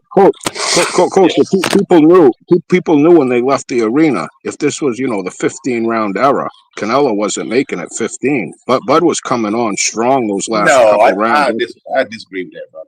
Yeah, he had him staggering. He had him stumbling there. If there was 3 more rounds, Canelo would have quit on his stool, or he wouldn't have made it out. But Bud was tasting blood. I saw it. I think most people did, Coach Eddie. But everybody sees things differently. I didn't see that because we seen the guy, first of all, who never been knocked down. And second of all, if Bud does knock him down, who says Canelo's not going to get back up? So, I mean, everybody's entitled to their own opinion. I didn't see that. I seen the guy who was getting punched on, who was getting frustrated, and who was getting outclassed. And that's what I seen. I didn't see a guy who was... I didn't see a guy. I didn't see a guy who was. Salute.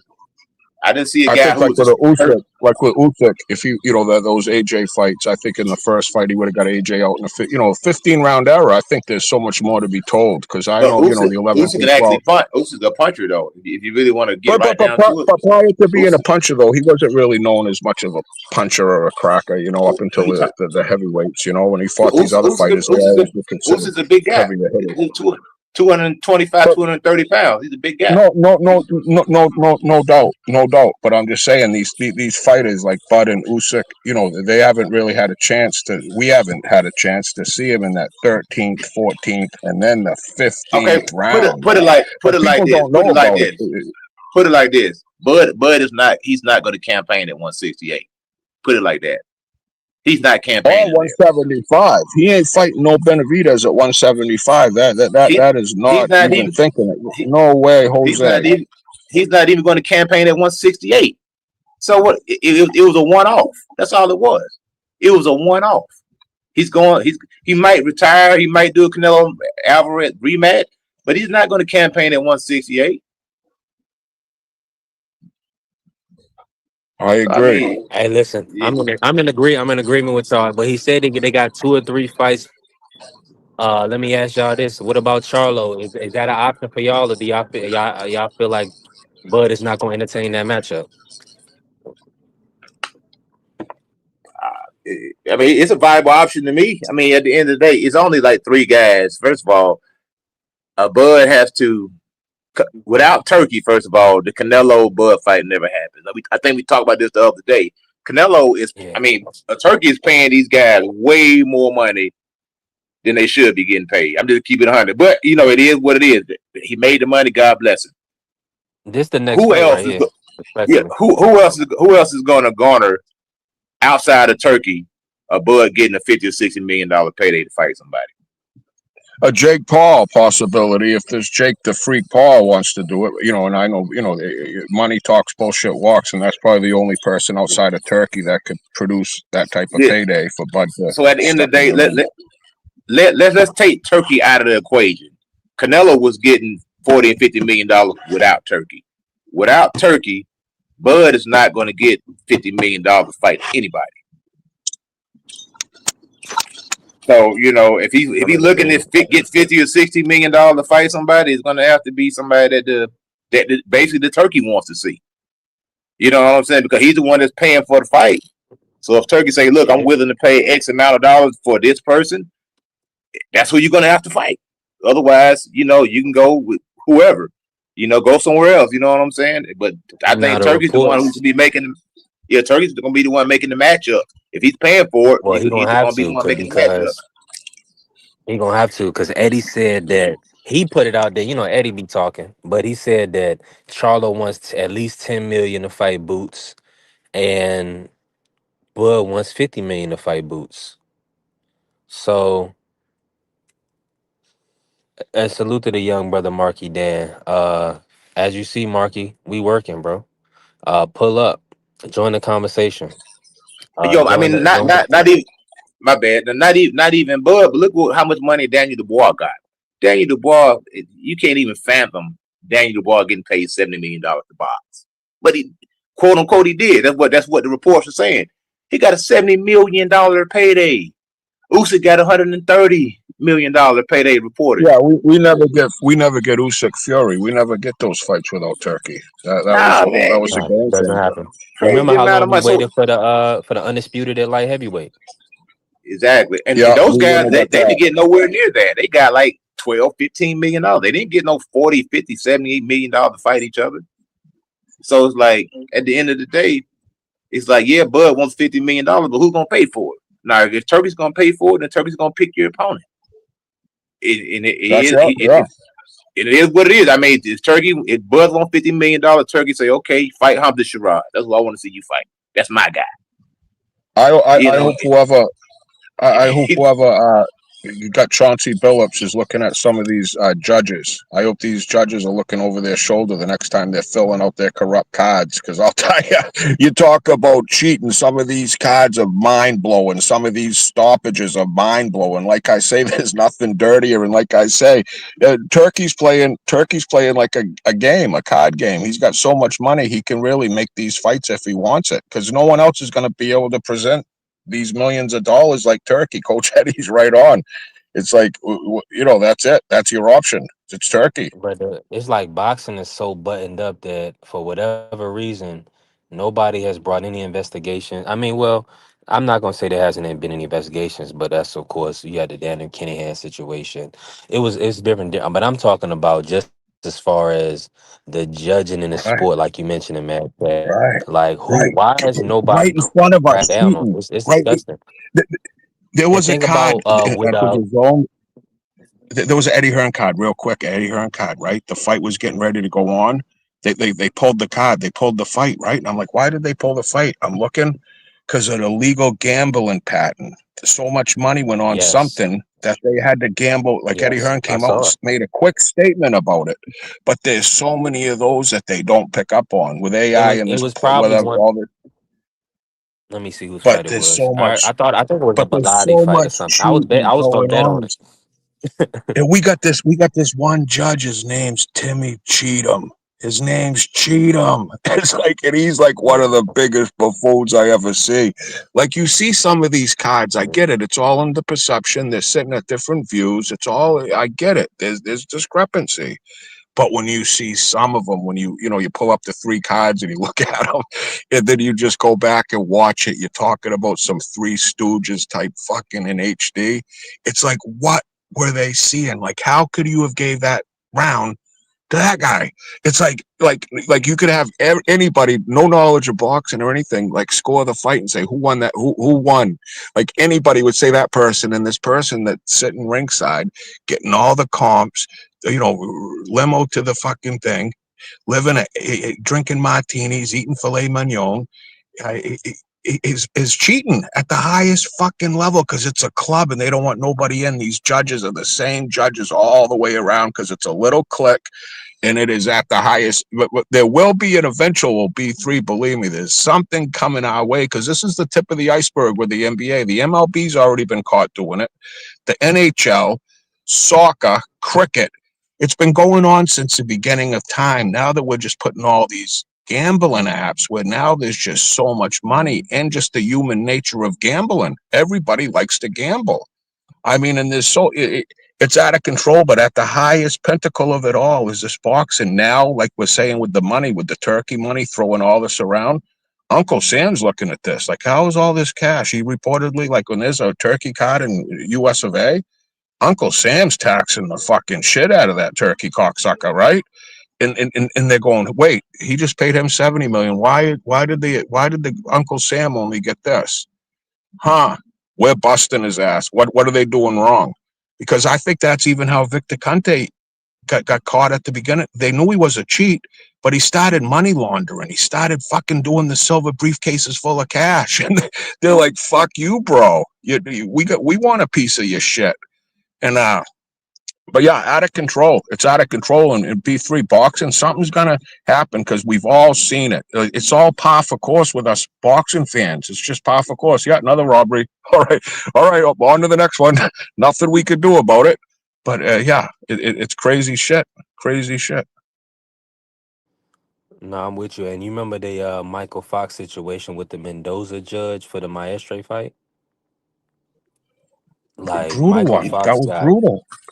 That Yo, was so no, brutal. That was at the I'm Indian with. reservation, right? Minnesota. Was that Minnesota? yes, Minnesota, 100%. So corrupt. Go ahead, So coach. corrupt. I'm almost willing to say that 3 years ago, Canelo's Crawford, if they would have fought the same exact fight, they would have gave it to Canelo. I'm almost willing to say that. And they won't. You know what? That wouldn't have been the worst robbery in boxing history. Let that sink in. They could have gave that fight to Canelo, and that would have not been the worst robbery. I've seen 10 times worse robberies than that. Lennox Lewis versus Holyfield 1. That was probably the biggest robbery that I ever seen with my own two eyes. And Tavares Cloud versus Gabriel Campillo. That was the second biggest robbery I ever seen in my life. The robbery was so bad that his mom, Tavares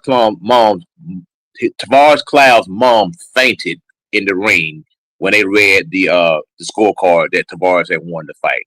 You can go back and look it up, pull it up. She's standing up. They read the scorecard. She falls in the ring on the ground and faints. That's how bad of a robbery that was. Yeah, I've seen it at the Golden Gloves before. I've seen a 3-round fight where one kid obviously won, and they give it to the other kid, and it's like, what the fuck? I mean, look at Roy Jones in the Olympics, man. Look at that's yeah. So like I say, if Canelo would have won one of those rounds, it would have been a draw. I think if you won the 11th or 12th, like I'm saying, that's where I think Bud had to really dig deep and convincingly win those last 2 rounds. I think if Canelo would have won one of those rounds, that would have been a draw. They would have scored in the draw. It would have been a freaking draw. No doubt about it. You know what a draw is? And when a draw, nobody wins unless you bet it on the draw. So the house keeps all the money. And it was such on a large stage. If it had to been on Netflix, they would have robbed Crawford. They would have took it from him. It was too many people watching. They couldn't rob him in broad daylight like that. Too many people watching. They would have took it from him. If it would have been like on a Showtime pay-per-view or something, Crawford would have lost. No doubt. They would have took it from him. The way he put hands on him though, that was special. No, it wasn't that bad, brother. I'm telling you, I done seen 10 times. I done seen dudes get beat 10 times worse than that and win. I seen you go back and watch Holyfield versus Lennox Lewis. Lennox Lewis beat the brakes off of Holyfield. It wasn't even close, bro. I'm talking about outlanding him by a couple hundred, and they called it a draw. He beat the snot out of Holyfield, and they called it a draw. Am I right, man, Chad? You are absolutely 100% correct. Yeah. There's so many of them. You get into it. I've been into boxing here pretty hard. You watch a lot of the fights beforehand and things. Just a lot of questionable stoppages. The refs will pay. It's very. You could see how a lot of fighters do have an uphill battle, and it is what it is, so to speak. But the corruption in our sport, boxing. Is the most, other than I thought the Johnny Hush Gibson. racing. I thought say this real quick, Jack. It's nasty. The people got to look at Fisher, Dave Allen. That was horrible scoring. Awful scoring, and the Dave Allen Makhmudov. Now, Makhmudov was doing a lot of holding. I think they got plans for Makhmudov AJ. So a lot of times my concern really is the commentary and on the sport. And when we watching these fights, how the commentating is attempting to sway the with it was so blatant. It was disgusting what they were doing um the other day. I don't even remember the crew, but they all got to get their act together. It's a parent, and it's just It's nasty commentary, man. It's terrible. Sergio Moore is the worst, man. Sergio Moore, he's the worst, man. That dude right there is out of control. I I'm haven't But telling listened you, to see, the thing, but commentary in it's years. like whoever's paying them, they have to speak so They're favorable. running the script. It's it They're gets it running the gets it script, gets just like the ridiculous. national news. They're running a script from our news to your news to everybody's news. It's a script they get in front of them. They're all good soldiers. He's just being a good soldier, like the ref and the judge.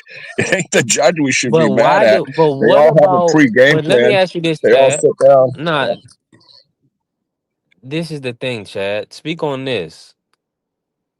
So you saying it's a script? Who the hell is impressed or wants to hear that type of commentary for a Devin Haney matchup? Who signed off on that from the round one? The commentary was on his ass. I mean, he couldn't do anything right. And I'm Antonio like, Tarver. who is signing off on this? Who wants to hear that? Who is okay with hearing that? That was horrible commentary. But Horrible. you see, Antonio Tarver got rewarded though with another assignment after that. If you notice, he got rewarded.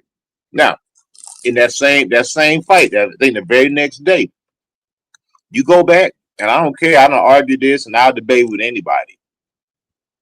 When William Skull fought Canelo Alvarez, Canelo lost that fight. In my opinion, he lost the fight.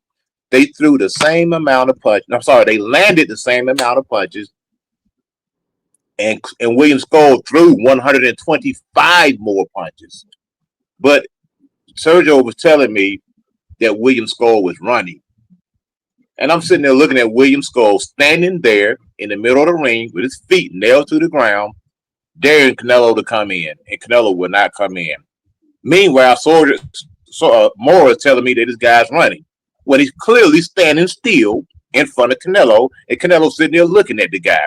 Canelo set a record for the least amount of punches ever thrown in a 12-round matchup, which was 168 punches in a 12-round fight. That's about an average of 14 punches a round.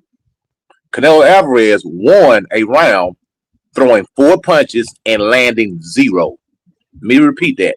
He threw 4 punches and landed 0, and the judges awarded that round to Canelo Alvarez. How can you score a round for somebody who did absolutely nothing? Coach Eddie, is Skull fighting again?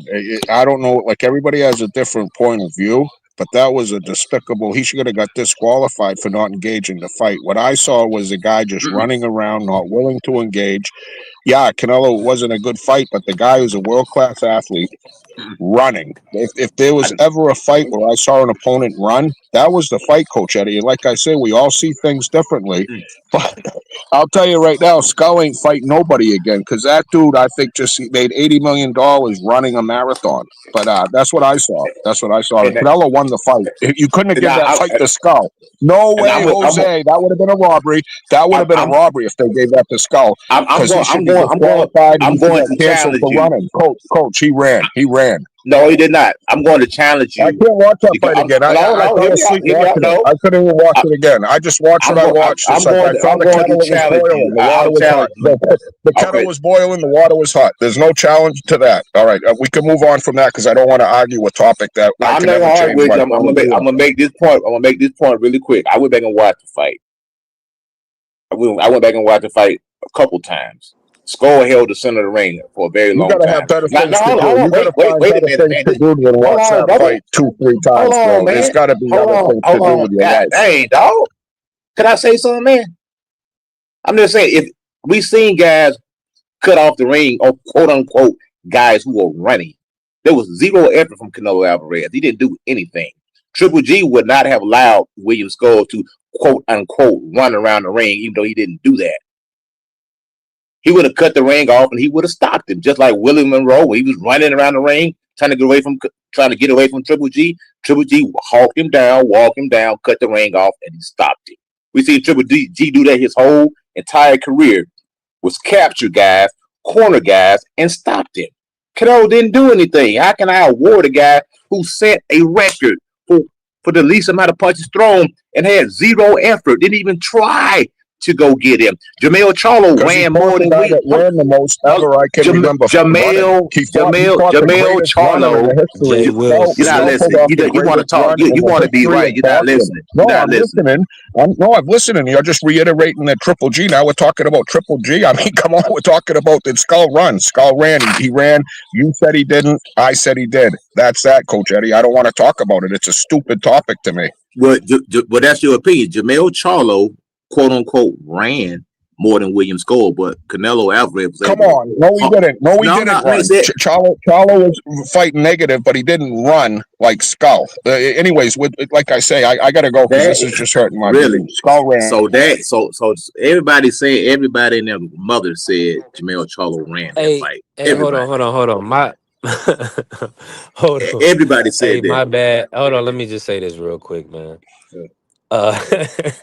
Salute. Hey, Mad Chad. Come back, man. I don't hope you didn't raise your blood pressure, Mad Chad. Coach Eddie, I didn't. Hold on. I was just picking up a couple of snack for myself, a couple of maple donuts. And that sounds good right there.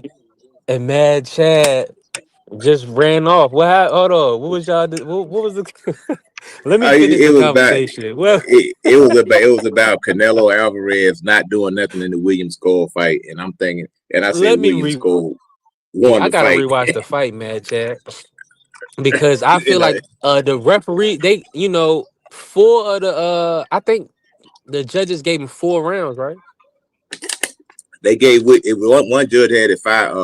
One it was like 5-7. One judge awarded William Skull 5 rounds. The other judge awarded Canelo 7 rounds. The other one was like something crazy. But at the end of the day, like I say, Canelo didn't do anything. The dude threw 140 something punches, 160 punches in a 12-round fight. He set a record. And then so how the other guy running, but he threw more punches than you? Not by a lot, like 120. Like 120 more punches than Canelo. No. I'm already knowing what the argument is, because we see it all the time. I had to go back and rewatch Jose Roman versus Jalil, and you gotta really watch them like a Michael Fox versus Sergey. Now Canelo, and like you saying, Canelo not letting his hands go. That, I mean, I'm not awarding you rounds just because you moving forward. I'm gonna award rounds to you based on, especially if you're not landing no. You gotta be whose style is being able to, who is enabling their style better, who winning ring generalship, who's winning defense, and who's landing the clean, effective punches. And you got to score what you watching, man. You can't score these guys' name or anything like that. And that's what the judges is doing, because they in the pocket. That's the same thing Sergio Moore was doing. He was sitting there commentating his biased commentary and everything, and that's what it was. And it's like, I understand Canelo, he's the man. They don't want to mess up the Crawford fight. But it is the show. Pull up. You already know. Yeah, you don't want to mess the Crawford fight up, man. You done ran Mad Chad off, Coach. Now Mr. Show's gonna pull up. He got 38 hot. He went back and got a drink or something. He had to take a couple shots or something, man. But put it like this, my brother. Let's just say you got fighter A and fighter B. Just look at it like that. And there's something, you just walk up, random guy, you watching the fight in the storefront of the TV. If you watch that fight 12 rounds, you would have said that red-headed white dude is not doing anything. That's what you would have said if you didn't know who's who. Just a guy that's don't know anything about boxing. Man, this white guy with red hair, he's not doing anything. He's just standing there looking. And that's what Canelo did the whole fight, man. The man threw 160 punches in a 12-round fight, man. You got guys who throw that in 2 rounds. He did it in 12. And that's another reason he lost the bud. That dude, Canelo Alvarez, threw 300 punches, like 300-something punches in a 12-round fight. You're not letting your hands go, man. You're not getting active. You're not throwing 500-600 punches. That's why Bud was able to outwork him. Bud threw right at almost 580, 590 punches over that fight. He outworked Canelo. Canelo was freaking lazy, man. He don't want to throw any punches. He's just looking for one. He's just looking for one big shot to knock you out, and that's it. He's not letting his hands go.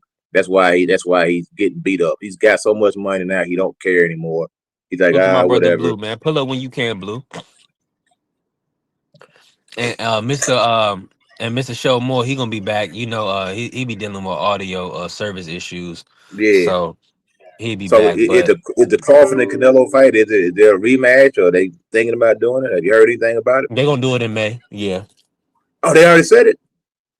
Cause that's the most money. They ain't announced it yet, but yeah. Come on, y'all. Oh, okay. Yeah. Well, can Canelo do anything different? The agreement. He has to pay Canelo $100 million. Who does? Turkey? Turkey still has 2 fights left with Canelo. That's a bad business deal right there, dog. If I was Turkey, I'd be trying to be Canelo on the hook for $200 million. He need Crawford. If Crawford don't take those fights, he asked out. If I was Turkey, let me bring in Remo. I'd be trying to back out of that deal, man. Hey, only thing you hoping, salute the Auto Brothers pulling up. Only thing you hoping if you Turkey is Canelo retire. Because outside of that, what's the biggest fight? Let me salute to my brother Remo and Smoke pulling up. And salute the Blue in the chat, man. Appreciate everybody pulling up. And Mr. Shelton, he'll be back. He got his career, whatever reason, he having bad Wi-Fi. But here you go, Mr. Moore back. Hold on, let me see. Let me bring Mr. Moore in. Because Mr. Moore has smoke for Coach Eddie. Yeah, he always got some smoke for. I'd rather see Boots fight. How about to say that? Yeah, he got smoke for you across every platform. It's all good. I don't mind it. Dang. It's not letting me bring. It's not even letting me bring you up right now. This a sign, Mr. Moore. You know, and I don't know if you've been getting your workout, Sam. If you can hear me, this probably a sign. You only supposed to every time you come on the live and you moving around, you in your whip, you doing your thing, it's good. Anytime you go to the crib, it ain't. The Wi-Fi is off. So all that means is you need to be going to the gym, doing your thing. You know what I'm saying? That's probably all that means. All right, let me bring the brothers in now. Remo, Smoke. What did y'all see? We're gonna start with what Coach Eddie is with it, with the Canelo Skull fight. How did y'all see that? Did y'all see that as Skull running, or just do y'all feel like he kind of just exposed some things in Canelo?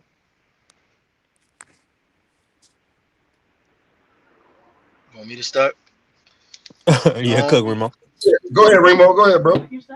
For what I seen or what I remember, I think Canelo was at the point where he was being lazy. Like Eddie was saying, like in order to bring the fight to him, you do got to cut off the ring. You don't expect the guy to just walk up to you, slap your gloves together, and he just gonna allow you to knock him out.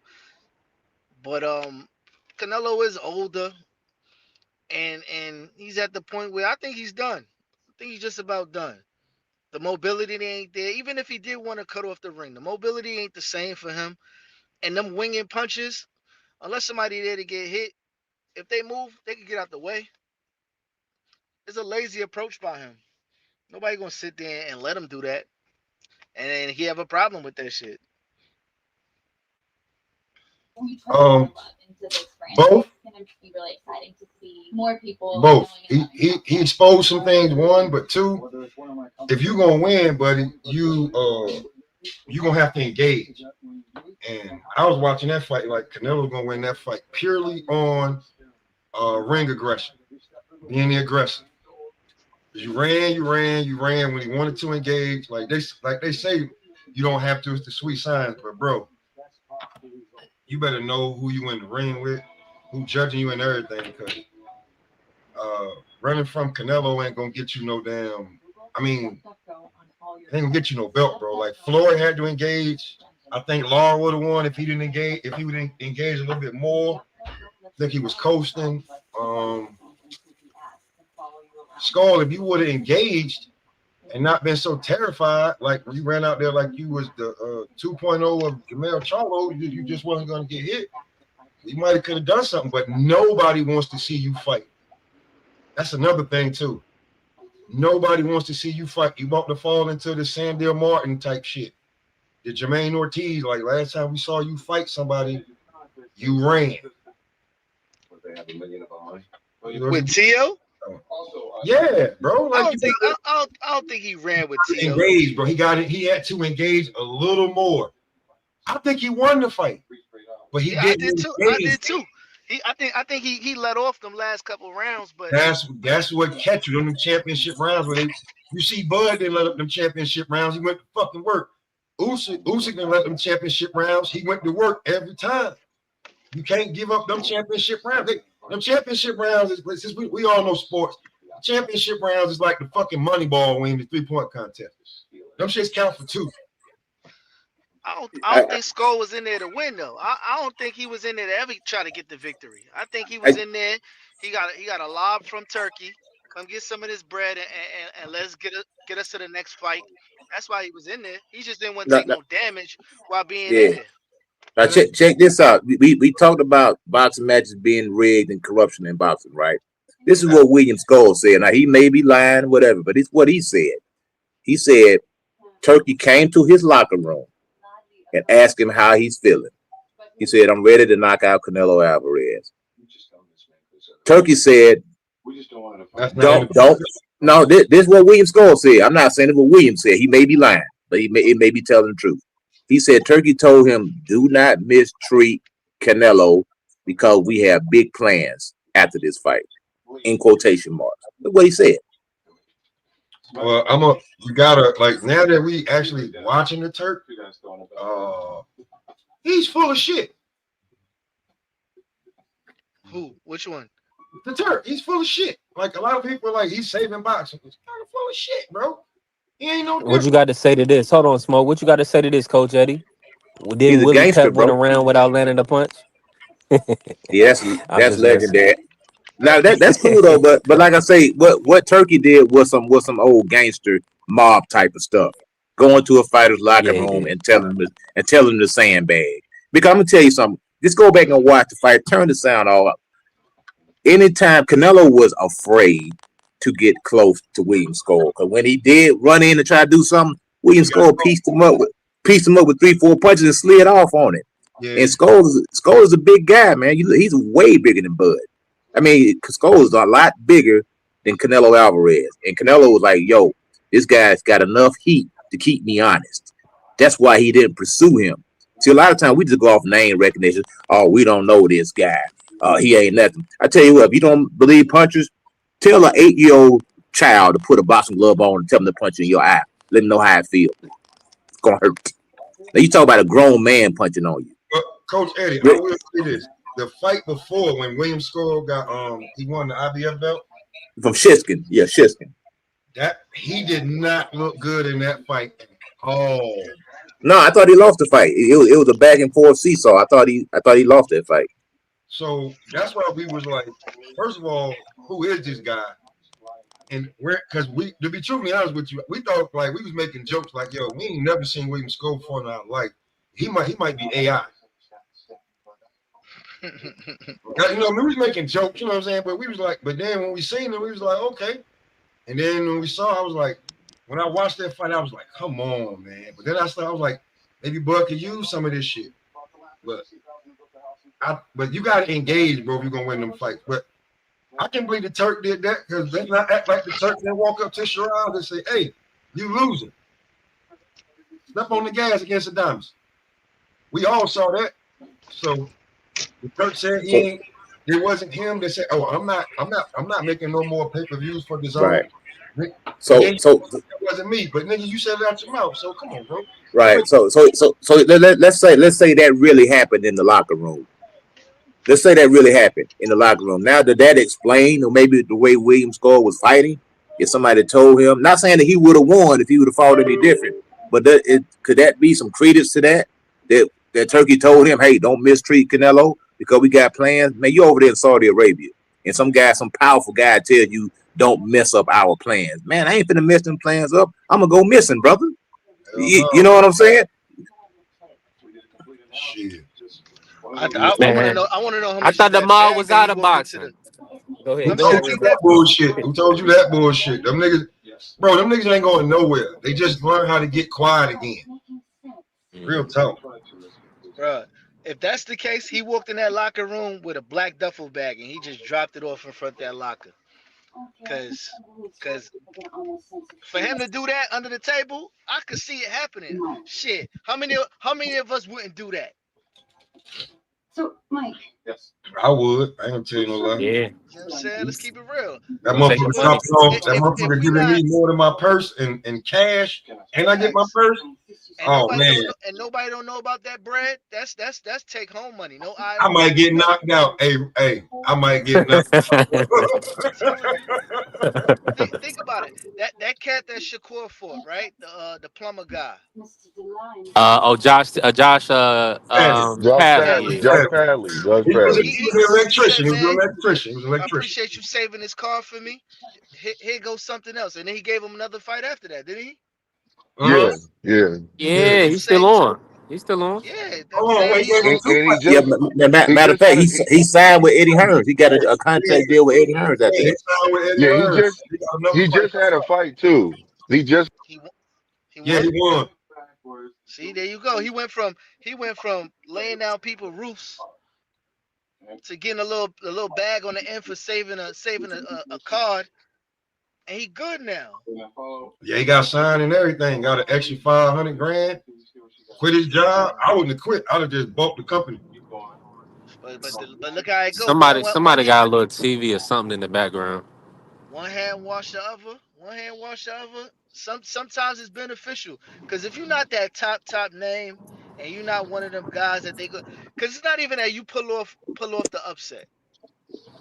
It's how long you gonna have that strap on you. You just messed up all their plans, and the next fight they're gonna make sure you get that belt off. Rima, let me do this real quick. Let me say salute to my brother Blue. Salute to Mr. Shelton in the building. Hey, Mr. Shelton, how your audio? Give me an audio check real quick. I don't know. You tell me. Oh, that's not good. That's a little static. You tell me. That's a little choppy. OG. It's static? It just got better. Yeah, let me go out. There you go. Now, you good right now? Yo, I'm tell you, I think Crawford could have sandbagged in that Something's fight wrong, too. man. Let me go out. Something ain't right. Okay. Because if Crawford would have beat Canelo the same way he beat Errol Spence, there wouldn't be no need for no rematch. Like he could have sandbagged in the fight. Hey, Coach Eddie, you remember some time ago you was telling us about Norman Jr. It was a while ago, and you was telling watch out for the kid. That fight that he got that title, there was no plan for him to win that belt. And the fact that he upset that guy, took that belt, he put himself in a whole different tax bracket now. His name is different. But the anticipation wasn't for him to win. You was telling us about him more when they were saying, Boots was ducking and all that other stuff. But when he won that belt, it made more sense for him rather than for the promoter. Because now the promoter had to start from scratch with that other guy. Yeah, 100%. And salute to my brother Cam J too. But yeah, y'all. Yeah, what up, Cam J? Yeah, Cook Smoke. Who's that? Blue? What's going on, not Blue? Blue, yeah, you that ain't was jumping yet. what's You all right, good. Blue? Yeah, I was waiting. You know what I'm saying? Usually be like, go ahead, Blue. I didn't want to just jump in like that. But I'm gonna say this about Canelo versus School. So this is what I'm going to say. So Canelo did what he was supposed to do. You see what I'm saying? He was offered. He was supposed to fight Jake Paul. They wanted Turkey wanted him to fight School. So therefore, what he did is he went in there and he knew he didn't have to work that hard for this fight, but he went in there cautious a little bit. But so he did what he was supposed to do, in my opinion, when it comes down to it. People say they wanted to see more effort out of him, but I guess in that kind of position,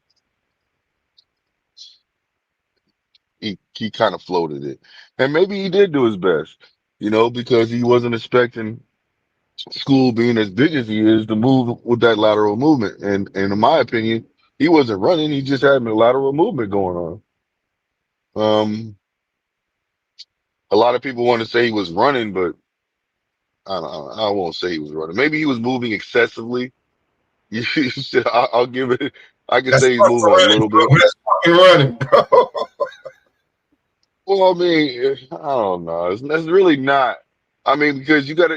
People want to say like I'm gonna justify this, even though I don't like Devin Haney's in his situation. He knew that he knew that Ramirez had to be set in order to throw a punch, so he had a lot of lateral movement going on, so he wouldn't have to take that kind of barrage from him. Which I will say in that fight it was excessive too, but he still did what he had to do to win the fight just to be able to get the fight that he wanted to get. Now, when it comes down to it, I'm not going to get into the Devin Haney situation. I could speak on that a little bit more for the future fight with Norman, but I won't do that. What I will say is this: is both sides did what they were supposed to do. Canelo, and I'm gonna tell you like this: School did a damn good job because you had some people saying that School actually lost that fight. I mean, School won that fight. You know what I mean? And I'm not gonna say that because you got to show that you beat the champion. And he, in my opinion, he did not show me that that he really sat down and was trying to beat the champion. That's why he came out and made the comment after the fight. Think about it. After the fight and said that Turkey basically asked him to do that. Asked him to take it easy on Canelo. And yes, Turkey. I do believe that happened. You know what I'm saying? I don't know if he got paid for that, but I do believe that happened. Because think about it, he already had the fight, and maybe that's what the contract was: just one fight out, and I'll pay you this much. Do this, and here's a little bonus for you. You know what I'm saying? So that could have been the reason why. So when you guys are up there saying that that was the reason why, School took it easy on him, I won't even argue that. I'll say that you could be right, and that's what it could be. We don't know. We're not behind the scenes. We're not sitting at the table when that contract's out on the table. So yeah, They will be Was making the that Canelo snitching? Bud too. I know. I heard you say that Go earlier. ahead, Remo. What you say? Would we consider that snitching if the man Yes. got paid?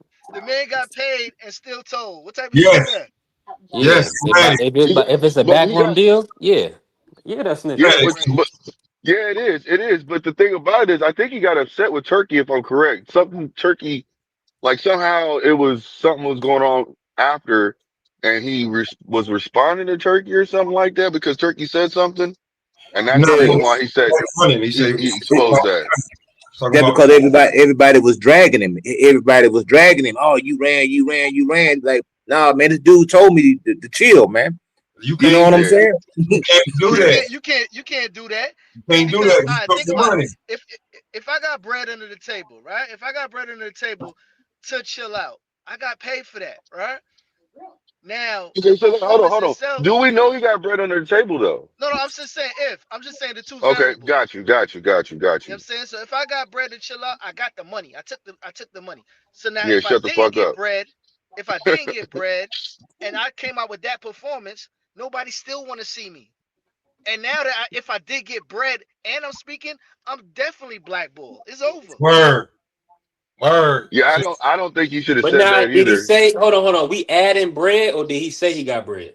We I added No, he it. didn't say. I just gave him a He All scenario. right, so let me just say this: just because a nigga come around and say, you hope you can take it easy on the guy, that's almost like when Jerry Jones go into the locker room or you know what I'm saying, they might say something some tongue in cheek.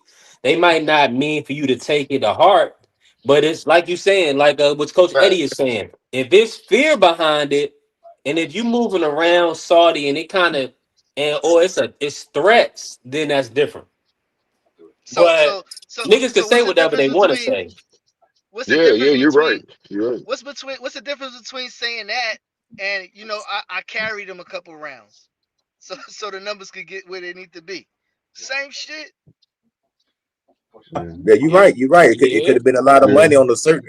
Could have been a lot of money on a certain round, and they be like, "Look, man, we need this fight to go at least 9, so don't take him out before that." Yeah, all that stuff happens in boxing. You know what I'm saying? How much did he get for that fight, though? How much did School get for that fight? His purse Do we or know? for the money we talking about, hypothetically. Oh, he got millions. I think he got like three, anywhere between $3 and $5 million for that Yeah, fight, because he man. was a champ. That was No a way. shooter fight. Yeah, He was a No champ. way. he would have never seen that type of money in his whole career. So No. he No, I took, know, you know what I'm but saying? is there any way we can see, like, can we look it up? See what he I'm got paid sure. Yeah. right now? Hold on. I think Canelo got like 40 for the fight. I think Skull got like at least I'm 3. gonna look it up. He probably got like 3 to 5. Which I'm thinking he probably got like Let me just say 1.5 this. to Let me just 5. say this to you. Let me just say this to you, Blue. That Yeah. is the backroom deal. It's already set in stone because, like Coach Eddie is saying, this brother would have never even sniffed 3.5 million in a fight. Yeah, facts. It wouldn't even have happened. Hold on, let me look it up. Unless you fight. I think he got 1.5 to 5. Maybe 6. He ain't used to making that money. He's probably getting what, 250,000, maybe 30,000, 40,000 for the fights he was Yeah, winning. he got 3 million guaranteed. That's what I'm Okay. saying. That brother would have never made that money. His whole career, he would have never made $3 million, man. Yeah, like what was he That's making nice. before? Was he making 100, 200,000? What? I don't even think he was making Probably 200. for that Shiskin fight, he probably made 90,000 or something like that, Yeah, man. that's what I'm thinking. I'm thinking that he It, didn't even make that much. Like it wasn't that's that still much. money. That's still money for one fight. That's still money. But I'm just saying. I'd have took that dive. I'd have took that Yeah, dive. for 3 M's, bro. Yeah. That sets you up. That sets you up nice.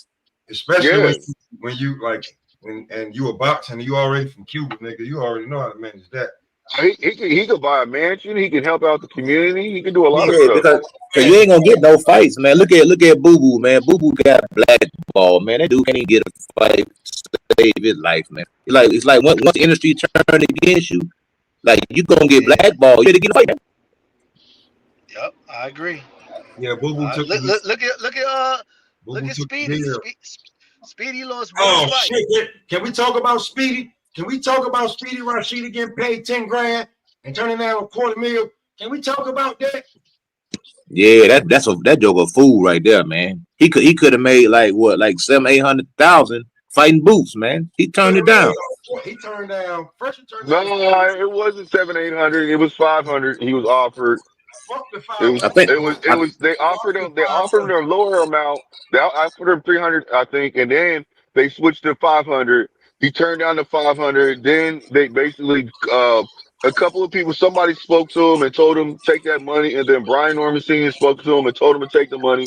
Then the next day, because he talked to him on the same day, the next day he went out. He reached out to the team and said, "I'll take the 500,000." They said that ship is sailed. Listen. Okay. Man, it wasn't Because they locked somebody in for a lower number. No, yeah, but it wasn't exactly. him, That's though. what it was. That's exactly what it was. Real quick. What he should do is he should fire his representation. No. When they gave him that interview. No. Hold on. When they first brought it, they did it on live. They did it on, and the Spanish guy, whoever's his representation, said, "We're not doing that for that amount." And when they said the number, Speedy looked at the guy like, "You turned down what?" He looked shocked. Listen, when they tell you, that dude messed the bag up, bro. Listen, yeah, he did. Yeah, he could have fought Boots. When you in Speedy position, you got everything gotta come to you like, bro. When they came to you and you know you was getting 6 figures, bro, you was getting $3,000 a round. You wasn't fighting more than 4 or 5 rounds in that league you was in. They about to pay you $250,000. That's gonna be double, triple what you was gonna make in this league. Now in your hometown, the fight that you headlined against Javier fucking Fortuna, you're getting 10 grand. Yeah, that's a fool right there. And even if he would have fought Boots in a loss, let's say it was a good fight, man, that would have just led to more paydays, man. Yep. The more pay, Uncovering God, position. Eddie, that's why I fuck with you, bro. His resume, he would But have been y'all building gotta, his but hold on, we resume. That's gotta the say whole this, point. man. Let me say this real quick, cause Oh, my it's fault, cause 233, because it's ESPN, my fault. yeah, we on ESPN. Now, the thing about it is though, these guys' representation, and that's what Remo was saying the right thing is, for one, don't ever I mean, because think about it. These guys got to get paid off of what Rashidi is making. So if this is manager, they may have been kicking Rashidi bread. So he's trying to Yeah. get a certain figure to make sure he can cover what he needs to cover. He And gets then Rashidi still get praised. So he gets it's a bad situation all around. what's 10% of a quarter mil? 25 racks. What's 10% of 10 grand? A stat. I thought wow.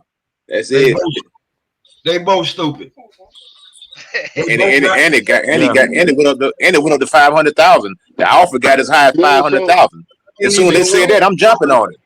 I'm jumping on it. No. Hold on. So what he did is he tried to get more money. He tried to bait him into getting more money, and he turned it down because he looked at it as a low ball. But then when he had people that had experience telling him, like, bro, if you really wanted that fight, why don't you take that money? You better call that motherfucker. Because when Brian Norman was literally telling him, like, dude, like he wasn't saying he's stupid, but he was basically telling him, like, bro, you ain't been making that much money, and the opportunity is 500,000. You better jump on that. You making You better jump on that. around. So, Your family fighting every 23 months. So that's why he basically told him, like, look, you better just take that money. And when he reached out to him, it was only a day. It don't matter, Blue. We got to start letting our That's how I pride do. kick That's how in. they Yeah, do no, in the I sport, Blue. understand. That's how they do, bro. Yeah, no, I understand. Yeah. I understand that. And I then they understand that. got you. But They what I'm already saying is got you that, because you said you'll accept it at a yeah, certain point. They already got you. yeah. He should have just basically said, look, I ain't making that much money. That's 500,000. He should have been thinking of as a I'm building my legacy. Now I can actually make, if I win, lose, or draw, I can ask for more money. I've already It taken ain't a on loss. him, You see what Blue. I'm saying? It ain't on him. It ain't on Oh, him. okay. No, I can respect that. Because his rep, because you gotta understand, it's like with Shakur and the 25%. It ain't Mm-hmm. all on him. Yeah, He got a yeah. whole team. You know what You I'm got saying? a They team got to to worry agree to this about. deal. Yeah, Mm-hmm. he can't just fight a separate from his team that's been putting up the bread that's been backing him. Yeah. So it's not all Rashidi fault. That guy should have that management team should have said shouldn't have let them off the hook. You know, you That's got what I'm trying to say. he should have said Exactly. That's what I was getting at. they should have put out whatever they need. They said I got Matchroom. They on the line right now. He should have did you know what I'm saying? He should have let people know. He should have, because at the end of the day, he needs that fight for his fighter. Yep. He can't let them move off of Rashidi. And we was looking forward to that matchup. So he should have had a number and he could have started promoting right then. But if you at 250,000, where's your leverage? You have no leverage because you He don't got have no. another fight for 250,000.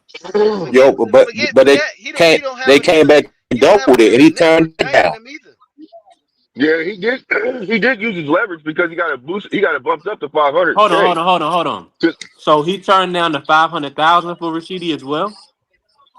Yeah, Yeah, that's what I'm he saying. He turned it turned it down. down. Rashidi turned it down. He turned it down. Rashidi got offered 300K, and then what he did is Rashidi said, "No, I'm worth more than that. Give me more." They offered him 500K, and then he still turned it down because he wanted more. You see what I'm He saying? But didn't then when though. he started talking, to other people that have more experience, it wasn't through his team. It was through other people he was talking to. Because when he talked to Brian Norman Sr., Senior was the last person he talked to and was like, bro, what the fuck is wrong with you? You better make a phone call right now and get that motherfucking fight because it was the next day. You see what I'm saying? So when he reached out to him and he talked to him, he talked to him that same day, tried to say, let me take the fight still. It was off the table. They took it off the table and said, no, we already moved on. So Well, he fucked up. Let me say Excuse this. my Maybe language. He so. messed up. My Maybe yeah. apologies. You all right. We are work in progress. Appreciate everybody that's tuning in, chopping it up with us. We cooking. Now, I'm gonna say this. With the people that I think is gonna sign up to fight Boots, Rashidi gonna be okay. They gonna have to come back around to Rashidi. Cause think about it. I'm gonna be honest, and let me ask y'all this: do y'all feel like Oscar's gonna make that fight with Virgil? Hold on. Here's the thing. I don't believe he is, man. I don't think so. Go ahead, Smoke.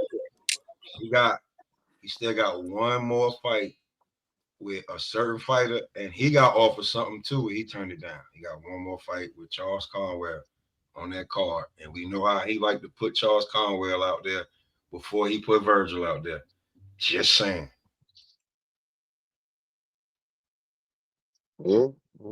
See, Smoke already laid out the blueprint. I mean, that's what it is. That's what it's going to be too. I talked to a certain guy from the Midwest, and we be going back and forth. And you know what I'm saying? And you know, he be telling me, he like, yo, he got an offer too, but you know, it wasn't as public as everybody else's because he don't do that. But he got an offer too, and he was saying that he spoke to Speedy too, and he was like, yo, listen, you guys ain't in no goddamn position to be negotiating. You guys in position to when they're trying to pull you back up to the majors, it's your time to go up there. Like they offered you 3, they offered you 5. Like what the fuck, nigga? 3 strikes, you fucking out, nigga. When you went back to back, nigga, they had already they walked your ass and went to somebody else. You know what I'm saying? You almost and that fight would have been lit. You know what I'm saying? You almost Yeah, I would have liked to see that fight because you almost hit a double or a triple. But now you be lucky if somebody bring you home, nigga, real with your little 10 grand that you about to pay. Fool got greedy, man. That's what it is. And that 500,000 that would have put him in another tax bracket. And then the people know you can't come with me. You gonna have to come in with at least 6 figures. It can't be no less than 6 figures now. But now you fight for 10 grand, they're gonna chomp you off every time they come at you, man. You gonna get chomped off, man. Fight for chump change. He ain't got but one loss, man. Man, I don't understand this. Hold on. Check this out. All you have to do, Chidi, to be real, excuse me. All you have to do is take a fight, accept what he gets. You know, accept what he gets for if it's going to be a fight that's worth his while, and that can actually project him forward to get a good fight again. Then yeah, he just needs to take that fight that's worth it. You know what I'm saying? And don't sit there and haggle over the money. Blue, your name don't circulate like that when you do. That's called in the boxing industry. That's called bad business. So no, look, I understand that. I'm just saying in the future moving forward. It'll be a while. To try to regain his name, he has to do that. He has to take what's given to him to move forward. Now, I give it 2 years before he'll ever get something like that again. On some real shit, he'll be on Pro Box. He'll be in that league before somebody may put him on the prelim, maybe. But yeah, bro, like when they came to you and they offered you 6 figures, now Smoke, they're going, bro. Let me ask you this though: who are the names that Boots is going to be able to fight? I mean, who else? I mean, think about it. He had to pull Lima out. Who else is going to get that Boost fight? Somebody that's tailor made for him to look good.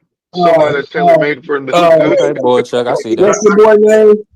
Boy, Chuck, Fedora, all the days at the top of 54, Virgil, Lubin, all the names at the top will get a Boots fight because Boots is a more popping, bigger name than all them dudes.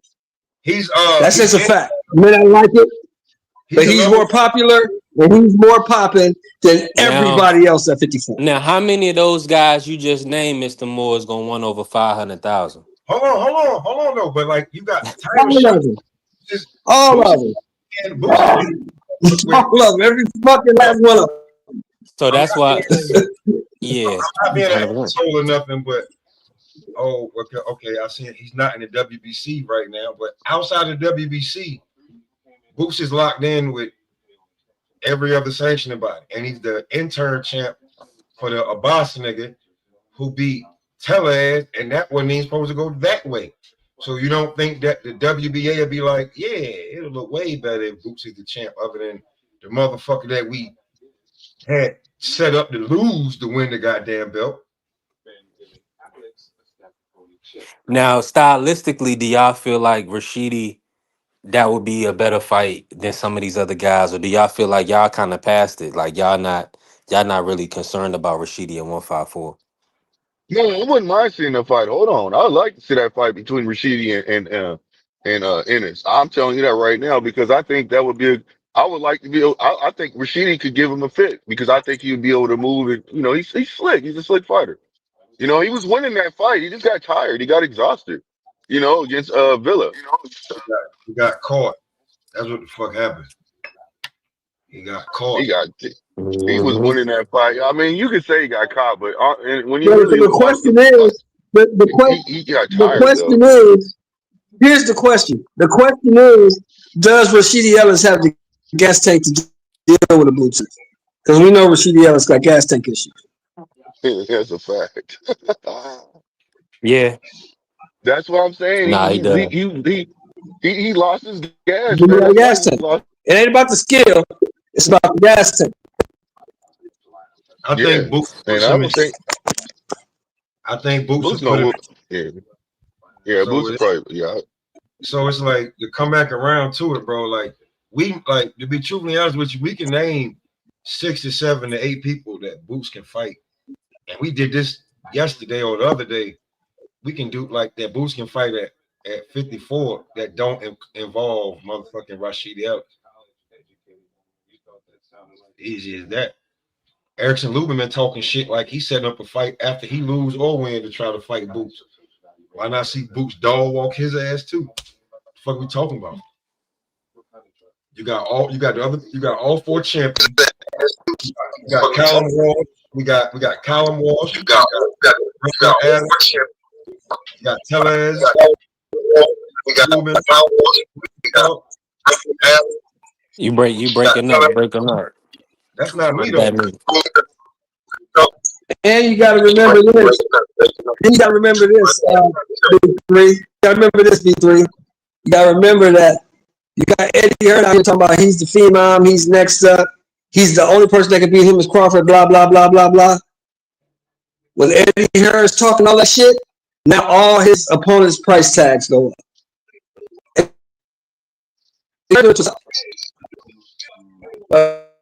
That got him good. As good as you say he is, I'm not fighting him for no 500,000. You gotta give me some more money. Yeah, I'm about to people don't understand. real quick. You got Eddie out here talking all this bullshit. You're pumping all this bullshit out there. And Boots is this and Boots is that. Okay, since Boots is all that you say. Hold on, Mr. Jones. You got an echo. All right, let me say this real quick. Am I coming through good? Yeah. Hey, B3, if you look at the screen, you got two. It says 2 lives up for some reason. Yeah. So this is what happened, right? Now I'm able to shoot vertical and landscape. So it's like if you go to my my page, like my channel, you'll see, and under the live, you'll see 2 different lives. One is landscape. And that's where you got to hit the link is, and then the other one is like, I guess for people that's scrolling, I don't know. What's up with the vertical live, Smoke? I mean, you actually your Gills Arena with it right now. Okay, that's what you're doing. When I look at it, there's 2 that you can watch. There's the vertical stream. I'm about to say the same thing. So yeah. It's my boy big time now. Like nigga, do you I don't even know if you knew how you was working. You know what I'm saying? I don't know if you got a drop for that, but you should drop a drop for yourself real quick. We'll wait for it. Come on, everybody mute. Let him drop for himself. I need a new drop. Hold on. Let me run it. Beat somebody first yourself. I ain't know that. See, you gotta run them drops now, bro. Like you gonna run it like that. Everybody, you know how we, you know what I'm saying? I could have went live myself. Yeah, that's lit. You building. I like that's it. What it's about. Yeah, you know what I'm saying? And then plus, I don't want to steal some of your shit because these are you got nigga, you be on like 8 hours. Like, there's no way you can't take a talking point and make a show over this shit with what niggas are talking about. So it's but I ain't no thief like Probox and a lot of other people. But I ain't gonna say nothing. I'm already knowing. Let me ask y'all this, right? Oh, Remo, let me ask you this while you here. I'm gonna see if I'm probably gonna convert the video just to pull it up. And I just want y'all to see what how Rashidi face is looking in this video. It's terrible. But let me ask. I told you. This is wild work right here. And I'm gonna pull it up for us. But speak to the new Top Rank deal, Remo. I want to know if you're impressed with it. They got pretty much got a new fast channel. It's gonna be available on Roku and Tubi and Pluto TV and Vizio. So are you would you kind of surprised? Were you feeling like they was gonna lean towards Prime or the Zone? It don't sound like a channel. If it's on Roku and all the other things, it sounds like an app, like one of the toggles on the TV that's built in. Okay. I didn't know it was gonna be like that. I thought it was gonna be like a guide channel. I don't. No, I mean, it's from what you saying, it sounds like it's like a app like that comes okay, on the cool. TV, like Tubi comes preloaded already. So, but my thing is it gonna be new fights or classic fights? Nah, they're gonna do top. So first and foremost, it's going to be available on all those platforms. So any Okay. platform. So if you have Tubi, you're gonna be able to have Top Rank classics. So they're gonna have classic fights with all the old Floyd Mayweather fights. Devin Haney, Norman Jr., even Oscar De La Hoya. All these guys is gonna be on there. Now they're gonna do also their live events. So the Michaela Mayer Mary Spencer fight on September 30th is gonna be on Top Rank Classics, and it's gonna be So free pretty much. I gotta say, they always say it's gonna be free. You know what I'm saying? I just my only concern is Yeah, that's right. a good point. That's a good point. We might get hit with $9 or something All gonna of come these up. different platforms, you like we got boxing fans, you got basketball fans, you have football fans. But it's a ad. I think that's what it is. So let me just say this, Remo. It's a fast channel. What they was, I guess they calling it like a ad supporting channel. So Remo, so it's pretty much gonna be the advertising dollars. I'm assuming, because Roku, Tubi, all these different, like like millions of people use just those apps. You All see what right, I'm all right. saying? that's true though. So But stay right there. Remo, Shoot. I think they Yep. should have went to YouTube TV. I don't know why people are running from that because Yeah. Pro Box do beautiful, and to be honest with you, Top Rank don't put together pay-per-views, and even they regular cards, you don't get the boxing experience through it. You get like a boxing light experience because you don't get none of the corner talk because they on ESPN. So they cut off the corner and they go to commercial. So you don't get none of that interaction in between the rounds. They So got to clean that up. I'm looking at when I look at apps and I look at channels, right? Literally on some real shit. Top Rank could literally. Here's the thing with Top Rank, though. They don't like to spend their own money. That's the thing. That's how Bob be doing this shit. But bro, they got more than 3 million subscribers. They could literally put on an event on their fucking channel and just pay for the shit and get it back. But I don't think that Bob is ready for that. I think after he, Transition. Transitions, you know what I'm saying? Like on some Jerry Jones shit, cause I think he still got bro. You have more than 3 million subscribers. I don't think ProBox has that many subscribers. You put on a fight that would probably cost you, I don't know, maybe, I mean, I don't know. You sell it to the fast channel, Roku, and all of that, but you put on a fight with YouTube TV. Yeah, it makes sense. That You put see, the programs on YouTube, on your own YouTube channel. This is your channel. You do everything yours. You could charge the same that you was charging for ESPN for the subscription. We're gonna pay it to watch the fucking fight. Not but you gotta remember, they got like too many old people. It's too many old people in place. I think we answered our own questions, Remo. I'm gonna let you cook. Yeah. I think we answered our own. Them chairs don't move on the top unless people either the whole thing crumbles or people die off, right? But even when it comes to PBC, right? My thing is it's like battle rap. You miss it on the live, you might never see it again, which don't never make no sense to me. So it's like if you own a channel, like you saying, you get residual income from subscribers, you get residual income from views. A Tank Davis fight is 10 million views. That's money. They leave it on And the the table. commercial. Exactly.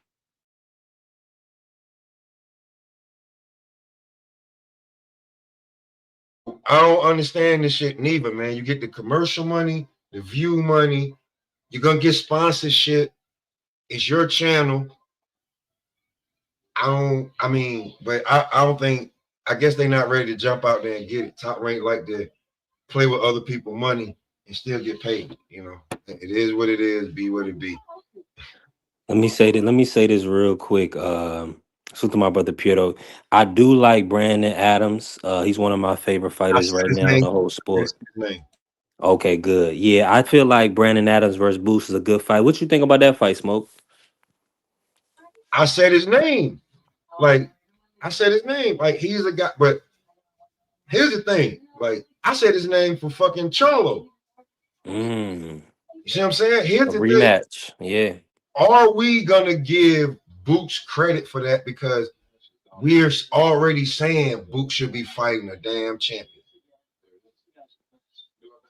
You know what I'm saying? So his next fight. The only way he gets credit for that is by Boots getting by Charlo coming in and getting a tune-up.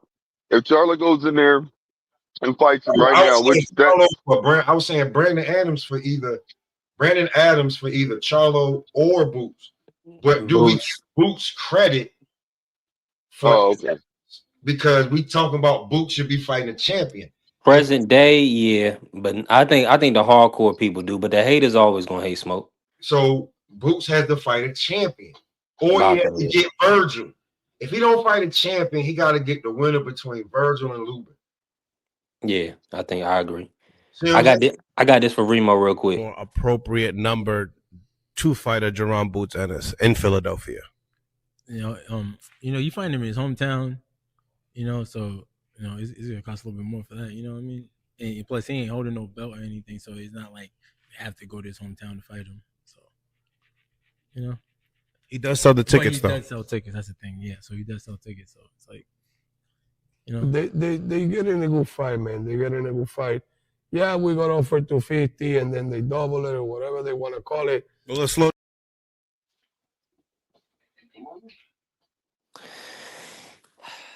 They doubled it. You should have ran with that. You got to take that, bro. That's no. Because then double it. His the manager's cut is 50%. Well, that 10% is 50. That's 50 racks.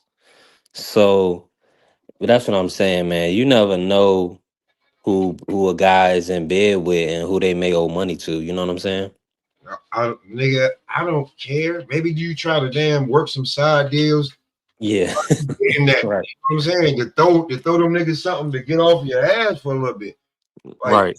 If you owe somebody like $100,000 and you throw them like 35, 40, all right, nigga. He gonna be like, all right, cool. Like I got, you know what I'm saying? Now he's still on you, but now it's like, all right, cool. Now you can make more deals. You just got $1,000. What you gonna throw him? A couple hundred? You gotta borrow some money from this nigga. He like, nigga, I ain't making no money. Nah, right. Facts. If that's the case, right. No. If you owe somebody some money, when somebody come up with 500, yeah, we'll be there. You want us to train across the street or with the enemy? We don't give a damn. I know that's right. That's a lot of money, dog. That's a lot of money, man. I think these dudes acting like they at the upper echelon of the boxing game, bro. You ain't there, man. You got to take what you can get, dog. Hey, look. Hey, everybody up, man. You know how much eggs cost, man. You know how much chicken wings, man. That 500,000 you could have bought. You could have bought you a house, a brand new truck, car, put some money in the bank, man. Your house would have been paid for. Your credit go up once you get that, man. Stop playing, bro. That man probably paying rent right now, living in the apartment. Man, you could have bought. Y'all seen his face when he said that. That brother is pissed. Hey, yo, you gotta get the Buck Wild nigga up out of here, bro. You gotta get the Buck Wild dude up out of here, bro. See, bro, you could have bought you out. That problem what they got right now, and what I got a problem with when it comes to athletes, especially black athletes, they not part of their own business deals. They always leave it to somebody else to be their representations, but they never be in the room to hear the numbers. So if Speedy heard that number directly first, I don't think he walks away from that. You seen that guy Slick talking? He the one who I might punch him in his face. Man, you done Drop me all this money for 10. Now I got 10,000. Nah, we got a problem. Yeah, man. This is a bad feeling, bro. Don't y'all feel bad for Rashidi? I feel like he been around Man, for a I be long sick. time. I be And sick. then I know he's sick to his stomach. don't mess around and lose. Don't mess around and lose this fight. Oh man, you really go. Well, This kind of But like think about it like this. Smoke, you right, and that's why I'm hoping that Boots have to double back because Look out for him. Because think about it, yeah, he it's might. no other than Xander, but that's if Top Rank give him an opportunity. So Man, it's I mean, who else is around his region that can even and even Xander not gonna be 250. I mean, I'll still give him. I don't know, man. It's gonna be tough for him. I'll still give him No, a no. fight. Hold on. See the this is the problem. Like 125 grand. Get up probably like 150 because he did used to get in there. You know what I'm saying? You know, to work for. You know what I'm saying? He may, if the name is out there, he'll serve him up to Virgil. Probably tell him it's a weight clause for him and not Virgil. You know what I'm saying? So I mean, there's a couple of people, man, but like, bro, you should have took that, bro. That win or lose when the Boots fight happened. Like that's why I be telling people, like, you don't gotta win to actually win when it comes to boxing. You can lose and look good, and motherfuckers will keep putting you in fights, boy. They'll put you on cards like a motherfucker. But the thing about it is, even in a loss versus Boots, come in Blue, but I'm just gonna say this: even in a loss versus Boots, Rashidi would have been able to catapult that to other names. That's a win. So Yeah, fact. In fact, but you know the problem. The problem is this though. It's Eddie Hearn. You see what I'm saying? So you gotta sit down. Both Eddie Hearn and Boots gotta sit down, and Boots gotta be like, look, you gotta start paying these fighters a little bit more money. I understand. Maybe Boots is asking for loans, and you know, and maybe he might be indebted to Eddie. That's the reason why Eddie's moving the way Eddie moving because he's not making the money he should be making off of Boots. You see what I'm saying? But Eddie's got to start paying these fighters that he's offering more money because they're coming back and exposing him for lowballing. You see what I'm saying? So something needs to give. If Eddie's really sitting there, he wants to back his fighter. And like I said before, I don't think that Eddie has all the confidence that he might say that he has when he's holding that mic. But behind the scene, I don't think he has that confidence. And that's the reason why he isn't putting the money there behind Boots like he should be. Because when he goes to these fighters, they're coming back and exposing like, no, he lowballed me. That's why I didn't take the fight. That's why he can't get the fight. Hold on, bro. Niggas that's making 5 figures, he's offering them he's offering them mid to high 6 figures. How is that a low ball? Because he wants. Hold on. Let me say this. Let me say this. The reason why it's a low ball is because you're going for undisputed. That is your goal. That was your goal at 147. He did not do that. That is your goal now at 154. You need to start doing that. You need to start paying these fighters what they're asking for and stop being cheap with the fighters for Boots. Boots wants to do something. Let me say this, Blue. Hold on, Blue. Let me say this, and let me bring Marky in. What's good, my brother Mark? And money don't grow on trees. But go ahead and cook, Mark. Oh, my bad. Salute to B3 and the Tea and Crumpets podcast, man. This is a nice show. Y'all keep it that way. I mean, I agree with Pop. I don't see how that could be a lowball offer. If a nigga came from making 5 figures. Hold on. Let me play Mark drop. Let me play Mark drop. Hold on.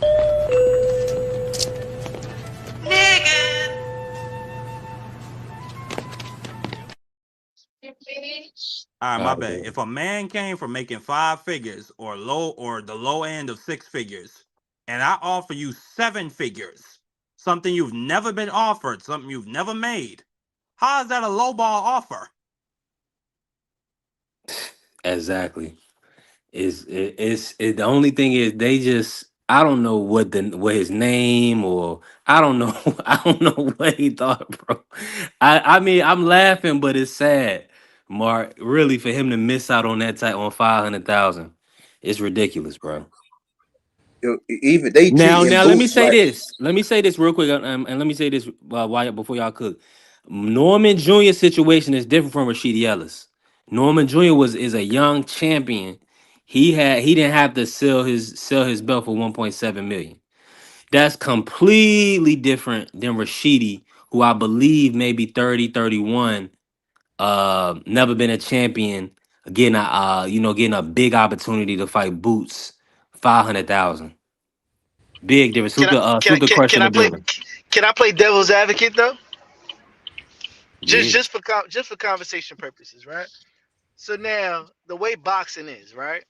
Speedy already been on the shelf after one loss. Let's say he took the 500 and he lost again. He's not signed to any promotional company. He don't have a network deal. That might be his last check, period. Big check like that, but see, thing about it is No, not big check. I mean, period. He went from being the name tied with Boots at 47 to some group fighting shit. Well, could I come in on? Can I get you some can come of in this work AC, right but here? all I'm gonna say is that he can always get that 10,000, Remo. But go ahead, AC. Basically, the way I look at it is like this: two things can exist at the same time. The lowball offer can be considered a lowball offer when the money is okay, but the time for me to get prepared for the fight, it's like, no way am I going to do that. You got to come up with more money because you put my back up against the wall. So at least make it profitable. Now, this is an absolute fact that cannot be denied. That is a Eddie Hearn playbook. I'm going to get you while I know you got to fight. Put an offer out there with crazy money and then give you a timeline. If you don't sign it, then we send our media goons out there to get at you. And then we're wondering, well, why didn't it happen? Well, then you find out, well, they was only trying to offer me a 6, maybe 7 week camp. That's exactly what I'm saying. Thank you, AC. So at the end of the day, a lowball offer, yes, for the conditions to make the fight. That is a lowball offer, bro. You just don't come to somebody like that, regardless of how thirsty you think they are. That's what you do to a crackhead. Yeah, thank you. And that's what I was trying to say. So when y'all saying what y'all saying, that's why go ahead and say what you're saying, AC. For your next fight, You saying what I'm saying. Crackhead prices. Your next fight, you take way less than a crackhead price. But at least I got the time to fight. At least I got the time to fight and put on the best showing. You're getting paid 10 grand. You from 500,000 to 10 grand. I don't know Tell if that 10 me grand in number what is, world he's I getting don't paid know, 10 grand. But I don't know if that 10 grand number is real. But what I'm saying is, regardless of anything, hold on, let me just say this. Regardless of anything, I have the opportunity to go through a full camp and at least show the best showing that I can. Even if it is for 10 racks, if I beat this dude, stop him, have a super impressive win, nobody cares that I was paid 10 racks for that. They care that I beat the crap out of that dude. Fight, AC. Nobody's gonna watch this fucking fight. Yo, but that goes back to being a consummate pro, man. That's why they tell you got to stay ready so you don't have to get ready. You know how many fighters who got their opportunity off a week's notice because they was in the gym and they was already ready and came in and actually won and turned themselves into a millionaire overnight. Just like, hey man, fight fell out. Call this dude over here, Manny Pacquiao, freaking Terrence Crawford, fight freaking Brady Prescott. He could have turned that fight down. You know what I'm saying? That if he would have turned that fight down, he may have never been the fighter that he is now, but he took a chance on himself. That's why you got to stay disciplined. That's why you got to stay in the gym and you got to stay ready. That way, when the phone rings, hey, I'm good. Oh yeah, 6 weeks, 4 weeks, 2 weeks, tomorrow, it don't matter. I'm ready. You know what I'm saying? That's the fight you have. That's the lifestyle you have to live as a fighter. You got put it like this: if you walking down the street and you get into it with a dude, are you gonna tell the dude, "Hold up, we ain't gonna fight. Let me go train for 6 weeks, and then I'll come back and meet you here 6 weeks from now. We gonna get it on." And I understand boxing the business, but you got to stay ready. Like $500,000 to some people, to anybody, that's life changing money, man. If you're behind on your bills, your mom, you got to get put out. I'm not saying that's what Rashidi Ellis' situation is, but you call this guy repo, you need the money, man. You got to go in there, you got to get it on, brother. You got to get it on for that $500,000, man. I can't see that. I can't see any world that I'm turning down $500,000 to go be a sparring partner to get my brains beat in for $1,000 a week. That's his team's fault, though, brother. I thought y'all were talking about Brian Norman. Rashidi Ellis turned down $500,000. Yes. Yes. Yes. This nigga was fighting in Team Combat League. What's wrong with him? Well, no, what's wrong with him is his management team. That's a lot of fucking money. Like, we up here when we talking, we have these conversations about athletes to a big time athlete at the top of their level. $500,000 is chump change. But to a nigga like Rashidi, who ain't been fighting, at least hasn't been fighting no regular boxing matches. I don't know how much they pay over there in Team Combat League. That's a lot of money to turn down, nigga. What's wrong with you? So hold on. Do y'all agree with me when I say that's his team's fault?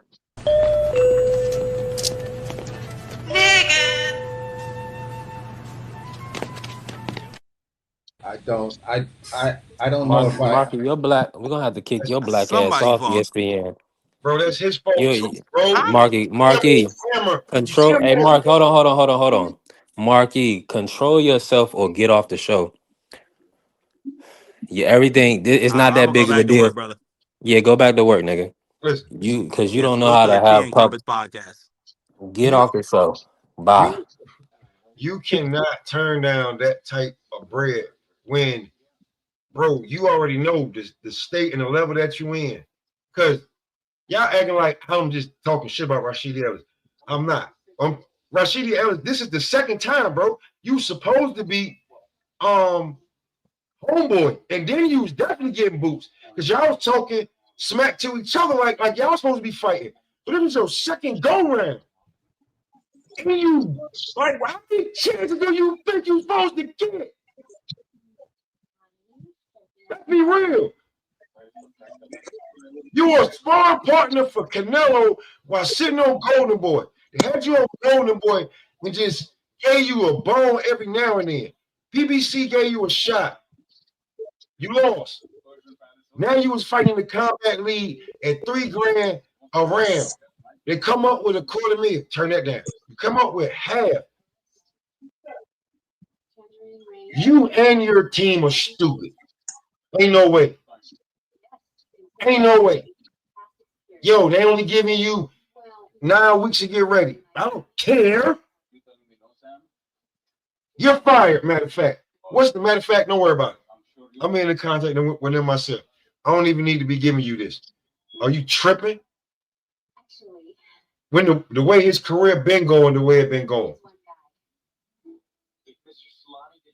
You go from that to fighting for another maybe 5 figures in your home. Like, bro, that don't make no sense when it comes to margin profit wise. Because you are your own LLC. You are your own business as a boxer. You're an independent contractor. Please tell me how is that was smart business. Then they might offer you less the next go around because you're desperate now. Instead of you getting 500, they may tell you 350.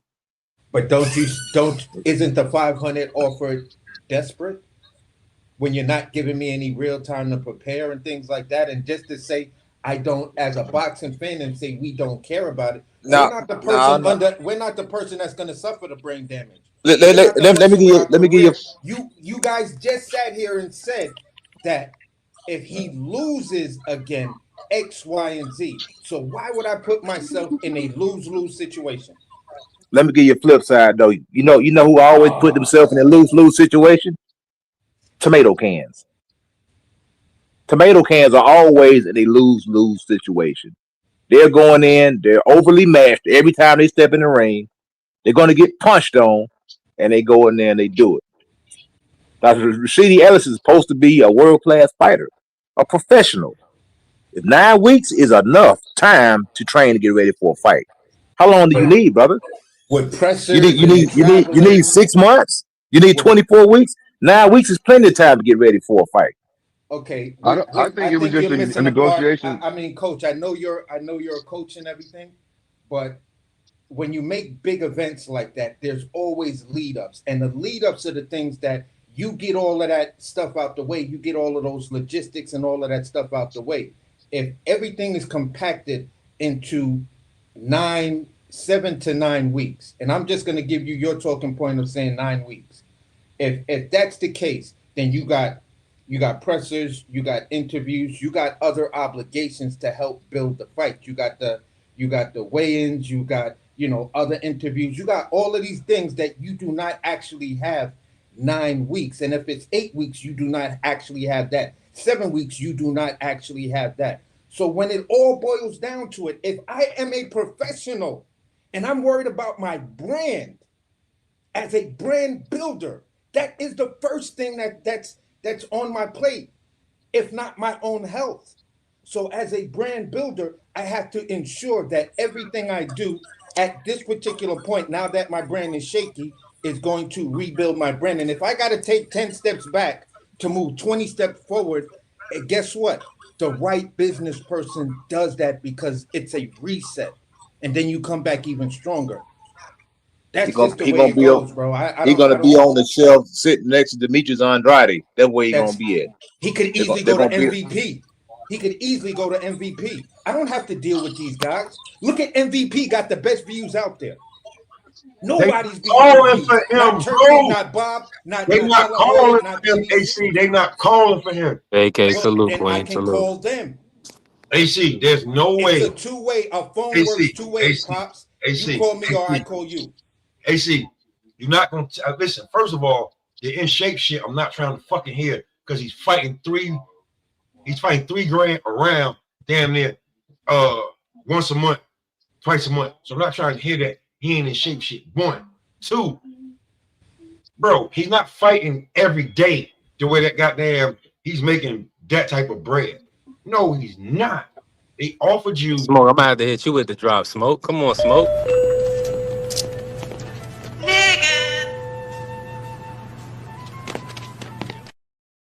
I'm just saying, bro. It's not, bro. They like, come on, man. Fighting for a month in the venue you just said is not fighting on the big stage. That's a UFC card in some hotel lobby. Offered you this that. is a UFC card in Dubai. It's a big difference in preparation and everything that goes around it. You know that as well as I do.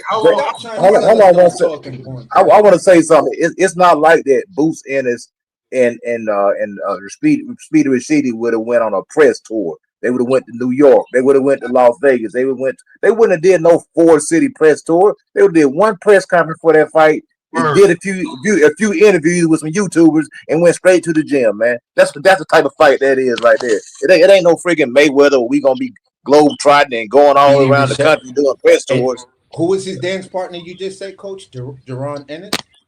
Deron Ennis Okay, and so Speedy Deron Ennis Rashidi. they're making Deron Ennis right now seem like the biggest thing in sliced bread. It would have been two. It would have been two press conferences. That's it. Two press conferences and go train. That's it. I don't know that. I can't read the future. If anything, if I was Rashidi Ellis and I'm getting that offer, I'm doing the same thing. Nah, bro. Not for that caliber of fight. Not for that caliber of fighter. No, you're not gonna pigeonhole me. I mean, hey, let me just say this. I agree. Sometimes you got sometimes.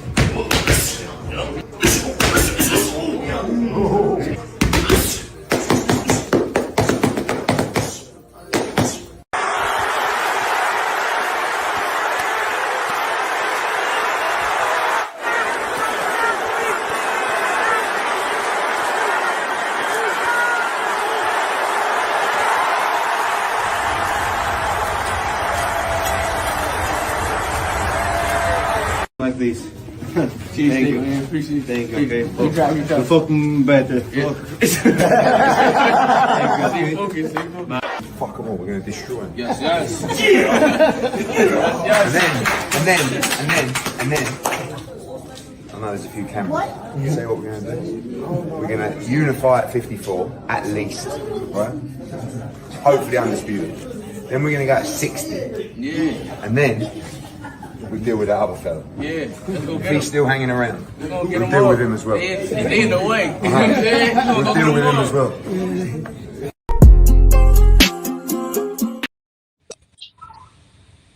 Man, ain't I no can way. see, I see why, AC said, ain't no way. No, I'm not stupid. I'm not stupid. To some He said he degree, done there's a ran through reason. Rashidi To there. some degree, there's a reason why they talking big about this kid. To some degree, all of us up here none of us up here say Boots is trash. We question his moves. The boy got talent. The boy is nice. He got power. He got skills. I'm All right, not. so I'm hold not on, fighting. I'm wait. not fighting these. How much he supposed to get offered, bro? Because I ain't trying. How much he supposed to get fucking offered? Because now I want to know. Now I want to fucking know how much they supposed to give him. Hey, listen. Hey, Pop. I'm saying it like this. No. Give me a number. I'm gonna give you a number. I'm gonna give you a number. Give me a number. Yeah, Give please. me a full training camp and give me the same kind of money. Like Rashidi, when he came back, that's what he said. He said, give me the same money. I'll take the same money. I'll take even 3 and some change, but at least give me a full camp. Was the Lima date not a full camp? For who? For Rashidi. Lima, he was gonna get the same date that Lima got. I didn't hear anything about that. I'm gonna be honest. I didn't hear. It definitely got offered for the fight, AC. I heard. Yeah, for the Lima. It wasn't supposed to be Lima. You know, they went down the list. Nah.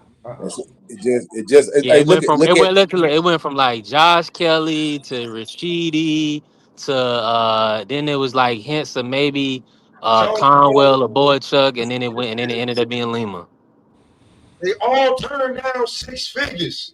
Nah, I ain't because of the 6 they wanted. Nah, hold on. Boychuk, they turned down. Boots turned down Boychuk. They turned down. Boots' team turned down Boychuk. They did not want the fight, and that was 2 weeks ahead of time. Boychuk got beat Before up the by Lima Brandon fight, Adams, man. he got beat up by whoever. It doesn't. I mean, that's not the point. They turned down the Boychuk fight. That is a fact. I don't know about that. And Blue, I'll take your word for it right now. I can't research it, but that sounds crazy. They turned it down, bro. And remember, I told you how it was proof of it. Because the lady that represents him, Boychuk, was out there speaking on it. She spoke on it. Remember, I told you we talked about that. And then the trainer, I think the trainer or the older gentleman, older black trainer said, he said, that's my word. He spoke about it. They like, man, that was crazy, bro. He turned down the fucking fight. Excuse my language. I apologize. He turned down the fight. And that's why I could think about it. Why is everybody still brushing under the rug? The simple fact that Boychuk even said, I am ready. After his fight with Lima, whatever you want to call him, he said, I am ready. Immediately, when his name was mentioned. No, that was Why is Bakram. everyone? That was Bakram who said, I'm ready. Well, that's what I'm saying. So they turned down that fight. You know what I'm saying? I'm talking about Bakram fight. They turned down that fight with Bakram. That's what I'm trying to say. I apologize. Yeah, so they turned down that fight. They turned down the Bakram fight. Yeah, they turned down that fight. The IBF. And then, hold on, AC. So they turned down that fight. Then you sat there and you pump fake and you mention his name after you win your fight over Lima. You see what I'm saying? And then this man reaches out and says, I'm still ready, basically. Then why is everybody brushing that under this rug? Why is nobody sitting there saying, what's up, Boots? Why haven't you called this man back, called this man out? You can sit there and go on press conferences, go on Ariel, and go on these other podcasts and talk about that. But nobody's sitting there mentioning that to him and saying, why did you turn down that fight? And he said he's still ready to fight you. Nobody's talking about it. What is the problem here? Why is everybody giving Boots a pass on this? He ain't get a pass. He been cooked on that. He been cooked on that on the what's the name show for, I'd say, pretty much the day after the Lima fight. But see, you cooked on it, right? But nobody else is cooking on it. And I've been saying something about it. Now hold on. B3, didn't I say something about this the last time we talked about it? I said something about it last time. we talked about this. So I mean, I want it to be put out there because the simple fact is everybody's saying he's a special talent, which I believe he is. But he needs to prove himself. And why is he sitting there acting like every time he's called out by somebody, he doesn't give them the smoke? He acts like it never happened. But then he runs around and says, nobody wants to fight me. There's nobody to fight me right now. That's why I said that's why I made the comment and said what I said earlier. You got to wait and see. Now you got to wait and see. I hear what you're saying, man, but I'm tired of waiting to see. I'm tired. I want to see the man. I want to see the man do good, man. If you're a boxing fan, if you don't understand that we have to wait. I mean, these guys literally are fighting once a year, once every 18 months. So we ought to be used to waiting by now. Everybody, all our favorite fighters are not active fighters. These guys ain't fighting 4 times a year. These guys are fighting twice a year, once a year. Look how long Crawford was out. Look how long Tank Davis, he ain't fought in forever. These guys take long layoffs, man. All freaking Charlo. That dude been out for 2 years, man. Errol Smith's been out for 2 years. So the waiting game, I think we should be used to that by now. Okay, but that's not the point I'm making. Why is nobody still talking about this? Why isn't nobody saying Boots? Why isn't anybody at least building up, just talking about it to where they can see the fight? Like, you see what I'm saying? Why is nobody's talking about it? Everybody, like, some people talk about, but I don't hear anything. I don't hear nothing about this turn down. Like I don't hear nothing pretty much, man. So I want to know, when did he turn down the Bachram fight? 2 weeks before the fight, the lineman fight. How is that possible when Lubin wasn't taking step aside money, and he was scheduled for that fight? So I'm trying to figure that out. This is well, I don't know if it's this. He was offered the fight before the Lima fight. That's what it is. Who said that? The lady that represents Bachram. You talking about Kathy Dougal, man. Kathy Dougal be lying all the time, man. Come on, man. When you know what's really going on. Lubin was not taking step aside money. He bitched about this was going to be his last chance at a belt. Blah, blah, blah, blah, blah. Boots went down the line. Lima came up. After that, everybody played musical fucking chairs. Then they had fights. All that bullshit happened. But out of their own mouth, both Virgil and Boots, the issue was no one wanted to deal with the IBF rehydration. This is why they didn't want to go after that belt first. It was just that simple. It was a short sentence. That's it. Ortiz coach just out and out said it. Boots in his camp when Eddie was there at the presser after the fight, he alluded to it, but he didn't say it directly. He said, yeah, Bachram was an issue, but Boots is just getting up there. So, we weren't sure of how to go about it with the rehydration and things like that.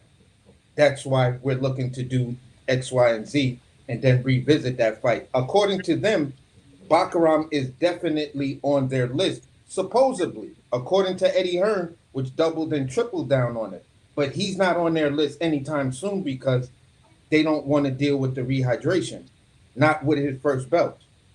So then it created the answer that had some YouTubers, that even some big fans was like, okay, so if that's the case, both you and Virgil said that, then both you and Virgil ain't got no business at 54 if y'all can't deal with an 11-pound rehydration. It's not a 10, it's 11, because as you move up, the weight changes a little bit. Who said that? I just want to know who from Boots camp said that. Eddie, at the press conference, when the guy had asked him, and they was like, oh, we're not about to do that. We're not about to do that. The question he had asked him was, there was rumors that you were supposed to be in talks with Bachram, and Bachram just made a statement saying none of the current champions want to fight him. Would you be willing to fight Bachram? And then he answered the question in an indirect way of saying, we would love to fight Bachram, but not immediately because we don't want to deal with the 10-pound rehydration. We saw what it did to Boots at 47. That's not his call. But that's what Eddie said. That's not his call. But that's what he said. And Boots is sitting right there, and his dad's sitting that's right not there. my camp, though, bro. But that's not my camp. Like that's not his call to say that. You sounding like a real Boots Karen right now, Pop. I sound like I know you sound like I explain everything to you, and you still say, Hey, why is it that me and AC got to go out of our way to prove ourselves, bro? Like, why can't you say okay? Because y'all really sound crazy. First of all, We don't sound crazy. We speaking facts, bro. We're talking. Listen. We don't sound crazy. Hold on. We do not sound crazy. We do not sound crazy, bro. We're speaking facts. I'm gonna answer. All right, is you motherfuckers finished? Y'all finished? You silly motherfuckers. You got to be soldiers, all right? Soldiers. Not clowns, goddammit. Drive, and you shut the fuck up. I'm just saying, first of all, I don't know about when it comes to the shit. When it comes to the Rashidi Ellis shit, which one of you niggas? I want to know which one of you individuals would have turned that type of bread down. And both of you guys are in event type services. So you mean to tell me somebody would have offered you couple $100,000 real quick to get something for them, but it ain't a rush job. You ain't taking it because you don't want to look bad on your resume? That's what you're telling me. I've already answered this, brother, and I told you his manager, his team should have basically they should have been on his head telling him, yeah, he should have took that money, bro. That $500K. That's not what I asked you, and that's not what I asked AC. I asked you in your event, in your lane, in y'all event lane. Somebody asked y'all to put an event together for them, and they needed a little bit sooner than you could get it for them, but they willing to pay you extra, way more than you getting right now. So y'all mean to tell me because you can't do it in the right time, you don't want that on your resume? That's what y'all telling me. I'm just not if I'm building my brand, bro. No. All right, man. That's the biggest bunch of fucking bull. I'm sorry. No. It's not BS. AC, you 10 years in. You building your brand? Word, word. If I'm 10 years 31. in, still 25 years in. You build your brand every day. Years in. And your you build your brand every day because every day is a new challenge. Here's your big break. I'm in agreement with you on that, AC. But listen, when are you gonna cash in? You've been in 10 you years. You ain't gonna take. When are you gonna stop lying to yourself? If you got, and some because think about it. And that's you just said it right there. You just said it right there. That could be Rashidi's biggest issue. He doesn't have people to be honest with him, and he's lying. That's what I've been saying. That's what I've been saying the whole time. It is his team's fault. And just like if you're playing this big event and you got all these people, around you, you gotta be able to say, hey man, look, let's get this together, let's grind this out, let's do this. Sometimes you do have to bend over backwards to get a job done. Yes, you know what I'm saying? do. To put yourself in position. But no matter what, he still needed the right people around him to take the money. That's why I said I was in agreement upon it because Brian Norman Sr. wasn't trying. He was basically because Rashidi went up there to ask him for a fight again. Brian Norman pulled this stuff out of him about the Boots situation. But Brian Norman said, forget all this stuff. Forget all this stuff. Me talking. He's like, forget all this stuff about, you know what I'm saying, about what we got going on right now. I want to talk about what you have going on with Jerron Boots Ennis. You need to basically get off this interview. You need to get off this podcast with us right now and call them up right now and tell them you want that fight. That is $500,000. I am in agreement with him when that comes to that situation, because you are basically losing out on money that you should have. And if you believe in yourself, like you say, take that money because it's more than what you've been offered. You are not in a position. You don't have leverage like that. So when you sat there and told them, no, you want more money, and they came to you and said, okay, here's 300, now here's 500. You should have took it because they did what you asked them to do. Now you want to go and tell them, keep your chest pressed out and say, look, no, I want more money. Nah, your team should have came to you and said, nah, bro, let's take this, man. Not unless one of his people on his team said, hey, hold on a second. Let's see if we can get more money out of them. And let's turn around and see if they come back with another offer. You can't do that all the time. Sometimes you have to jump on the money when it's good like that. And that's what they did. So that's what I'm saying. I'm not at the table. Nobody on this panel's at the table. So we can't sit there and say, hey, this is this and that. But we can say is, man, you should have took that money. That's what I'm getting that we all are saying, correct? Pretty much, yeah, to a certain degree. Okay, Yeah. cool. I don't have no Okay. problem with, like me personally, if I have the confidence in myself, and much like the situation, like the question Pop was asking me, if I have the confidence in myself and I know my team is thorough, some of the best cooks and chefs and pastry people and sommeliers out there, what is your event? So you want me to host the Oscars? Wolfgang Puck ain't doing it? So how much you paying? Well, we already paid out half the money to Wolfgang, so the budget is basically the second half of what he would have got. But at the end of the day, you got about 3 weeks. For me, there's a workaround for that. Okay, let me see Wolfgang's menu. If this was the menu everybody agreed on, somewhat what everybody's expecting, I'm going to give you that same menu. Now I don't have to write the menu. Now I don't have to do a whole bunch of stuff and find purveyors and all of that. I'm just going to take Wolfgang, what he did, and do it better. So you're going to take the bread? Oh, hell yeah. All right, but before And let me say this real quick. Salute the Tay in the building. And let me say this real quick. I don't see all the comments for whatever reason. I don't know if it's because it's split platform, but I definitely wasn't seeing comments a couple weeks back. So just know I appreciate everybody in the comments and hitting the like button and following the channel. We definitely working. Go ahead and cook though. So you're gonna take the bread, bro. That's what I'm saying. Homie should have took the bread. Yeah, if I'm confident in myself, and that's the caveat here. I'm saying if I'm 100% confident in myself, these are issues, Pop, you heard me say, Blue heard me say over and over again. If you're confident that you could beat this person's butt, take them down, KO them, TKO them, put pause on them, however we want to call it. Mm-hmm. You feel what I'm saying? If you're confident, the money don't matter. It's what happens after the fact. Now, the only caveat I'm going to add in there is, did you have the proper amount of time to get ready? He fighting for 3. Like, come on, man. I hear what you're saying about that low level stuff. I don't have to be in that type of shape. That's what I'm talking about. In that venue. That's what I'm talking about. So he got to stay ready at any given time, because in that ram they could pull you up to any level for a prelim or any fight. So you got to be ready. You can't. And he wasn't confident, bro. Then that's what it is.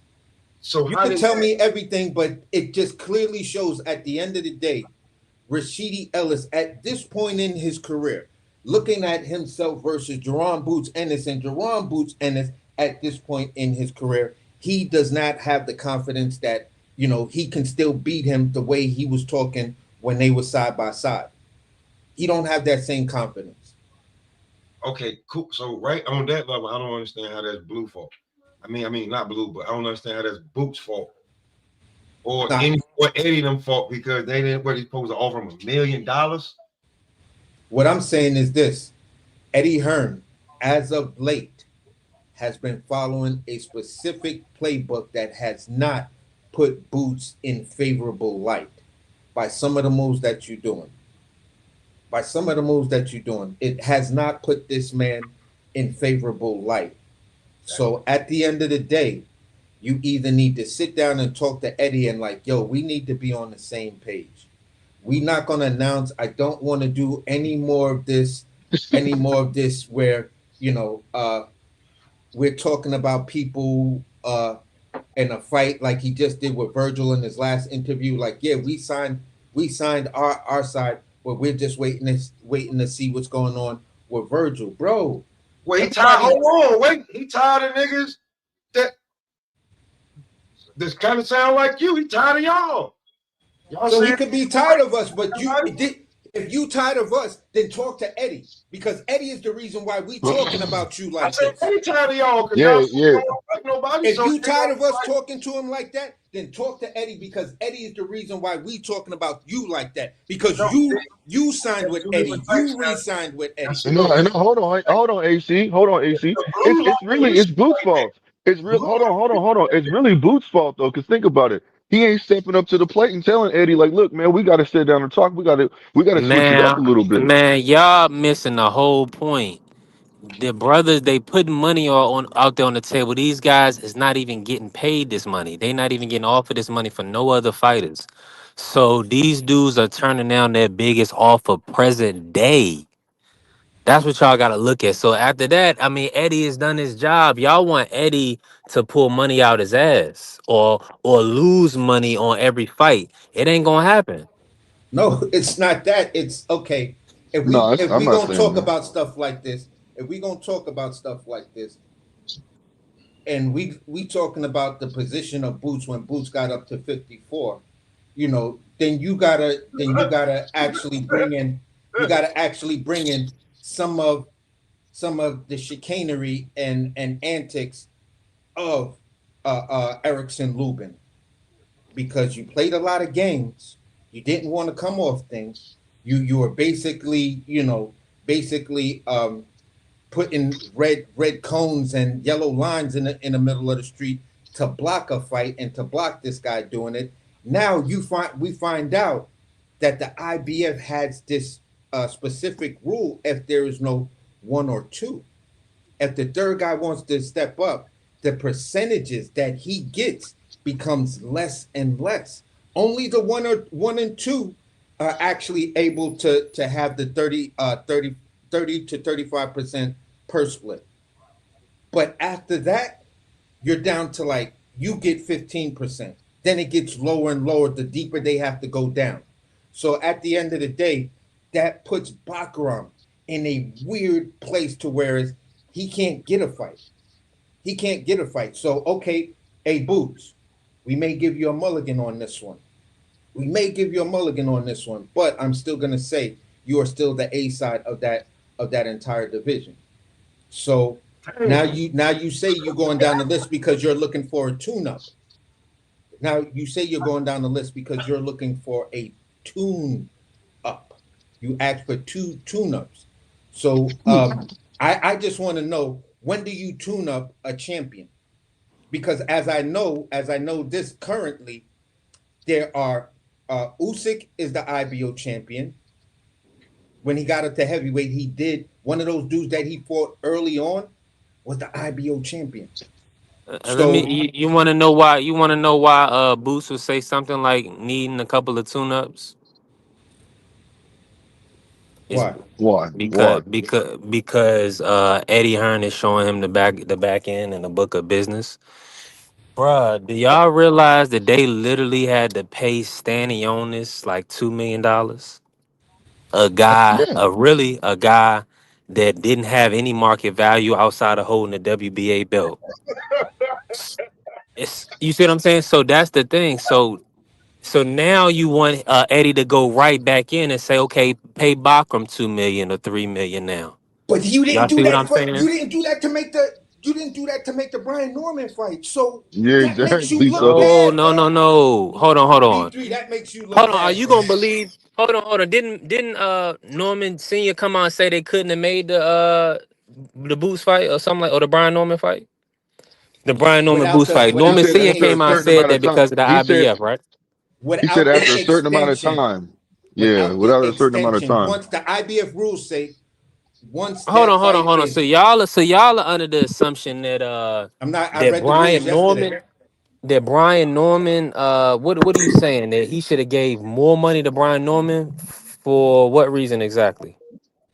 No. Which was a bigger fight at 47, Brian Norman? Bruh, let's not do that. Brian Norman just became a champion. But he was He highly just touted. came on the scene. That's what I'm saying. He's getting overpaid right now for Devin Haney. Oh wow, we not going. that is crazy work. Is he not getting his biggest payday of his career? Something he never touched. But you said overpaid though. You said overpaid. Based on So his then he's not market fighting. If you want to be honest, hold on, B3. If you want to be honest, Brian Norman became champion before Ennis. Facts. Well, if you want to talk about marketability, He just if you talking, talking about bro. want to talk He became about champion before Ennis. He was already champion when Ennis got elevated to champion. He was already champion when Ennis got elevated to champion. He beat Santillan and became champion. So Boots had the title when he fought Avanesian and when he fought Karen. So what are we talking about? And Brian Norman had the championship before that. No, he did. Before No, that, Brian Norman was interim when he fought Santillan. Nobody got He was interim. Nobody got. And when he fought Avanesian, and listen, and when Boots fought Avanesian, he didn't get elevated to full champion until after he fought Avanesian. He wasn't a champ. That's Nobody cap, got man. their belt until Bud fought Majimo. Nobody got their belts. Exactly. Bud got his. No, hold on.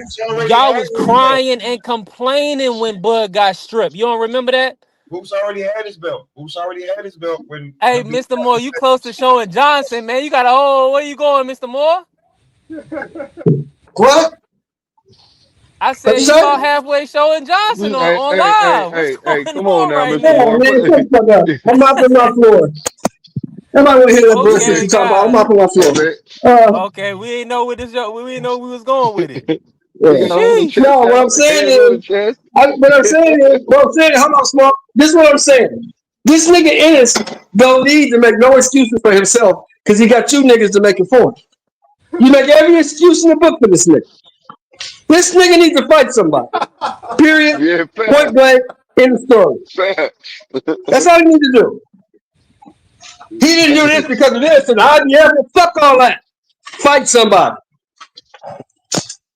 Hey, so let me ask y'all this: do you think if Brian Norman were to say, "Look, man, after we fight Devin Haney, we want to fight Boots at 152," if Boots turns that down, what y'all gonna say? Why would Norman say that? That makes no sense. Huh? Big Norm did say he want to move up to 54 for a Boots fight. Yeah, he did. Exactly. He want to go to Hold on, turn what down? What do you say? If he said he want to move up to 54 for a Boots fight, then move up to 54. Why are we talking about 52? Move up to 54. Yeah, that's what he need to do. Yeah, Norman Oh, Jones. that's what he said he was going to do. He said he wants. Yeah, that makes sense. That's a big fight for him. Do that, but no, listen to what. Hold on, listen to what I'm saying. Boots told Devin Haney that I'll fight you at 152. Yeah, that's because Devin wanted it at 147. They was trying to make a compromise. Okay. So there's still a compromise. So keep the same energy. Brian Norman says, "Look, I want to move up." Hold on, Sheldon. Hold on. That's your opinion. Okay. That's your opinion, and I respect it. But Brian Norman says, "Look, man, I really want to fight you, so let's fight at 152." Now, if he says, "You know what?" If he says no to the 152, and then Brian Norman says, "You know what?" No, I want y'all opinion on 152. How y'all feel about that? Then we can move forward. After having a fight before and putting yourself in position for titles, that's going ass backwards. Devin's gonna go back to 157. It's like once you get to a certain level, bro. You're not a boxer, you're a prize fighter. You can't just be doing dumb shit. So to fight Devin at 52 after having a fight at 54, now I'm in title contention for damn near all the belts. Why the hell would I fight at 52? You might as well come to 54. Okay, so hold on. So check this. This is what I was gonna say. So forget that 54. So he says, "No, I'm gonna fight you at 154. I want to fight you next at 154. Let's do it." So come up here. If I don't have a fight lined up, then pull up. Outside of that, he bro, don't have a fight lined up right now. So but Brian Norman don't even have a fight till next month. So I'm just like, let's be like this fight. Like you couldn't even start talking until 90 days or 60 days or something like that after Brian Norman even. So Boots is already talking and trying to make a fight. So I don't understand. If he says yes, cool. Come up here. If I don't got nothing, yeah, we can make a fight. Who gonna like it? But then that goes into who's paying for what? Because now you have Eddie, you have Matchroom and Top Rank, and where you gonna fight on? Well, you're still at A side, so Norman's gonna have to still take less money. And Turkey's gonna be back in the fight anyway, so both fighters can get what they want. It's not a turkey fight. You just keep saying it's not a turkey fight. I just gave you two promoters. That is a top-ranked fighter and a matchroom fighter. Are they gonna fight on DAZN? Are they gonna fight on Amazon? Or they could like where They can fight on the Fast Channel, Top Rank Classics. Where are they gonna fight at? You know what I'm saying? And who's paying who? And just don't think that the norm is just gonna be giving up A side, bro.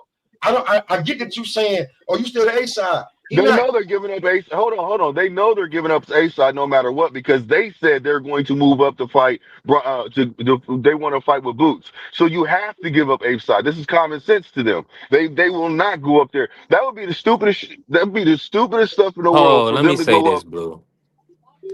The stupidest thing in the world would be if Brian Norman Jr. stopped Devin Haney, the dropping his belt and leaving 47, especially if he can make the weight comfortably. No, not He leaving, would but just be go up there for one fight, though, fam. He can go up there for one fight. so that one. That's what I'm saying. One off don't make sense unless it's like a turkey bag or something stupid. Because why not? Why not try to get a Pacquiao fight or a unification at 47? Those is big But fights. you know There. that's why I brought Turk's name up because you know Turkey will pay for that. You know he will. Out of all these other I don't know people, what Turkey pay for anymore, bro. man, Turkey would pay for that. Turkey would pay for that fight, man. Hold on, Turkey is about to be out of boxing. Blue. He's going to do the TKO league. He's not going to be dealing with this type of stuff. From what I'm hearing. No, I know. you're right. He only has a certain amount of time. No, I thought the deal was I thought he would still do Riyadh season cards, but all those Riyadh season cards go through Eddie. He said he gave us 8. It was. It's going to have DAZN America and then this other stuff, and it's going to be like a tiered thing. That's not going to happen no more. Yeah, I think he's still gonna. I think Eddie Hearn is going to do business separate from Turkey. Turkey said he's focusing primarily on TKO. He's going to do the league. So with all these people like thinking that Turkey is going to be the one that's going to just finance these fights, it's not going to go that way. If it's a big enough fight, they're going to have to put it on a DAZN pay-per-view, like you're saying with a Eddie Hearn, with Golden Boy, something like that. For Yeah, those I fighters. know he was like, well, based on even certain things Eddie Hearn was saying in the last presser when he was talking about Boots and stuff like that. He was basically alluding that, I'm going DAZN and launching DAZN America and stuff like that. This is what I'm focusing on. But if there's any like major big fights, and he kind of one guy alluded to, possible him and Brian Norman at 54, or him and Ben Whitaker, years from now and stuff like that. He said, something like that we may shop to Turkey, but if it's not big mega fights, then more than likely the Turk won't be involved in it. See, and there's a reason why they would even say something like that. Because think about it, Boots Ennis is the biggest name in and around 47, outside of like Devin Haney. The active fighters, really. You know what I'm saying? So, but from a Norman perspective, taking this taking this Haney fight, you don't want to go down or go backwards. You want to go forwards. You got to continue to kind of make big fights, big events, right?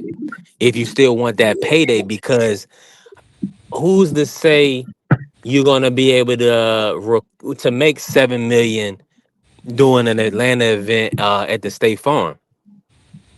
That might not be your check on that. But if you do a Boots fight after Haney, then you can be looking at a $12 million payday or big crazy payday. So that's what it's all positioning. It's all positioning. Yeah, I That's get what I'm that, saying, and though. that makes But perfect sense. I ain't got no problem that's why I said go up there and fight, because Brian Norman has been pushing. He wants that fight. He really wants that fight. Like that's why he mentioned they want to go up to fight him. They want that fight with Boots. So I don't know how they're gonna move. I'm not a part of the team. Nobody is on this panel. But as long as he don't have to drop his belt, I don't think it's a bad fight. No, I ain't mad at it. Listen. He better not drop that belt. He better keep his belts. If he beats Devin Haney, But no, Blue, I got a real saying? question for you then. I got a real question for you. Yep. What's going? Is Shakur going to drop his belt and go to 140? I mean, Nah. He better not. He better not. He goes up there, fights him. That's what Shakur said. He's gonna go up there and fight. Tio, you know what I'm saying, to build his legacy, you know what I'm saying, and get linear, you know what I'm saying, get the belt, you know what I'm saying, get the belts, and then come back down. So the WBC and Oscar, they don't play those games now. So you mean it says so he must be paying a sanctioning fee to keep that belt because he gonna go up fight for the WBO, not pay sanctioning on the WBC, and keep his title? I don't know what he's It gonna ain't, do. yeah, it ain't gonna work that way, champ. I don't know. Well, I It ain't mean, gonna work that way. I don't. We won't know until it happens. Yeah, If that's it gonna be happens. Tio If it Tio happens, not let they me say not that. Bob ain't giving him a And shot. but look, and to be honest with you, the way Tio's moving, look, I don't know what's gonna happen, man. In my personal opinion, I felt like he should have went for Roach over Tio. You know what I'm saying? Because Tio's too unsure. We don't know. It's Tio just be moving funny, man. He moves super funny. You can't rely on him. He's not reliable, in my opinion. No, he not. He wants to leave, like, So, but he's locked in a goddamn bad boy deal. Yeah, you right That's what about it that. is. But he locked the deal that he signed. You know what I'm saying? It's only his fault. He signed a 7-album deal that he locked in. That's his fault. He want to leave. That's his fault. Sorry. But as long as like you got top involved, bro, like they gonna maneuver their fighters. They maneuver their fighters. Like when everybody talking about Xander gonna fight, they gonna maneuver Xander exactly how they want to. They're gonna maneuver Brian Norman.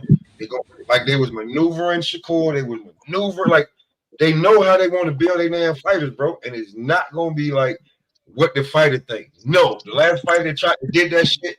Left them high and dry with a big hole. That was Edgar Berlanga. That shit won't happen again, bro. Guaranteed you for a long time. It's the business of boxing. And a lot of these fighters don't control their damn own career. We know that shit. Nah, I'm with you. And salute to my brother T Hill pulling up. What's going on, T Hill? How you feeling today? Yo, feeling good, man. I'm just coming in trying to hear what's going on. I've been away handling some business, so I'm late to the party. What's good? Well, the topic of conversation mostly is around Top Rank Classics. They just signed. They pretty much gonna have a channel right now. So like the Michaela, what they're gonna do is this, right? They're gonna be the channel is it's gonna be called Top Rank Classics. You're gonna be able to watch it on Roku, Tubi, Pluto TV, pretty much any smart TV, Vizio, all that good stuff. So you got to echo Mr. Moore. Let me put Mr. Moore on mute real quick. Let me put you on mute, Mr. Moore. So it's pretty much gonna be on all those sites, right? So they will do classic fights. So you're gonna see Mayweather, you're gonna see Haney, you're gonna see De La Hoya, you're gonna see Norman Jr., you're gonna see all these different fighters and fights that Top Rank has, but also live events. So Michaela Mayer versus Mary Spencer, which on the 30th, that's gonna be the first one they're gonna do. So y'all just gotta if you do have a Roku TV or Tubi or any Vizio, all those smart TVs, just start looking out for the Top Rank Classics channel and just get tapped into it. I believe it's live right now where you can watch some old school fights. So it's really lit. What's your thoughts on that, T Hill? Were you expecting something of that nature just from Top Rank? I think it's very out of the box. I'm loving it. They have a lot of traffic on Roku and Tubi. It's whole lot of traffic. What's your thoughts on them doing this instead of doing the traditional DAZN or signing with Prime, something of that nature? Well, I think they're trying to move progressively forward with the ages and the times. They're trying to adapt as way the best they can, and given the circumstances with the way we view things and the way things are being distributed.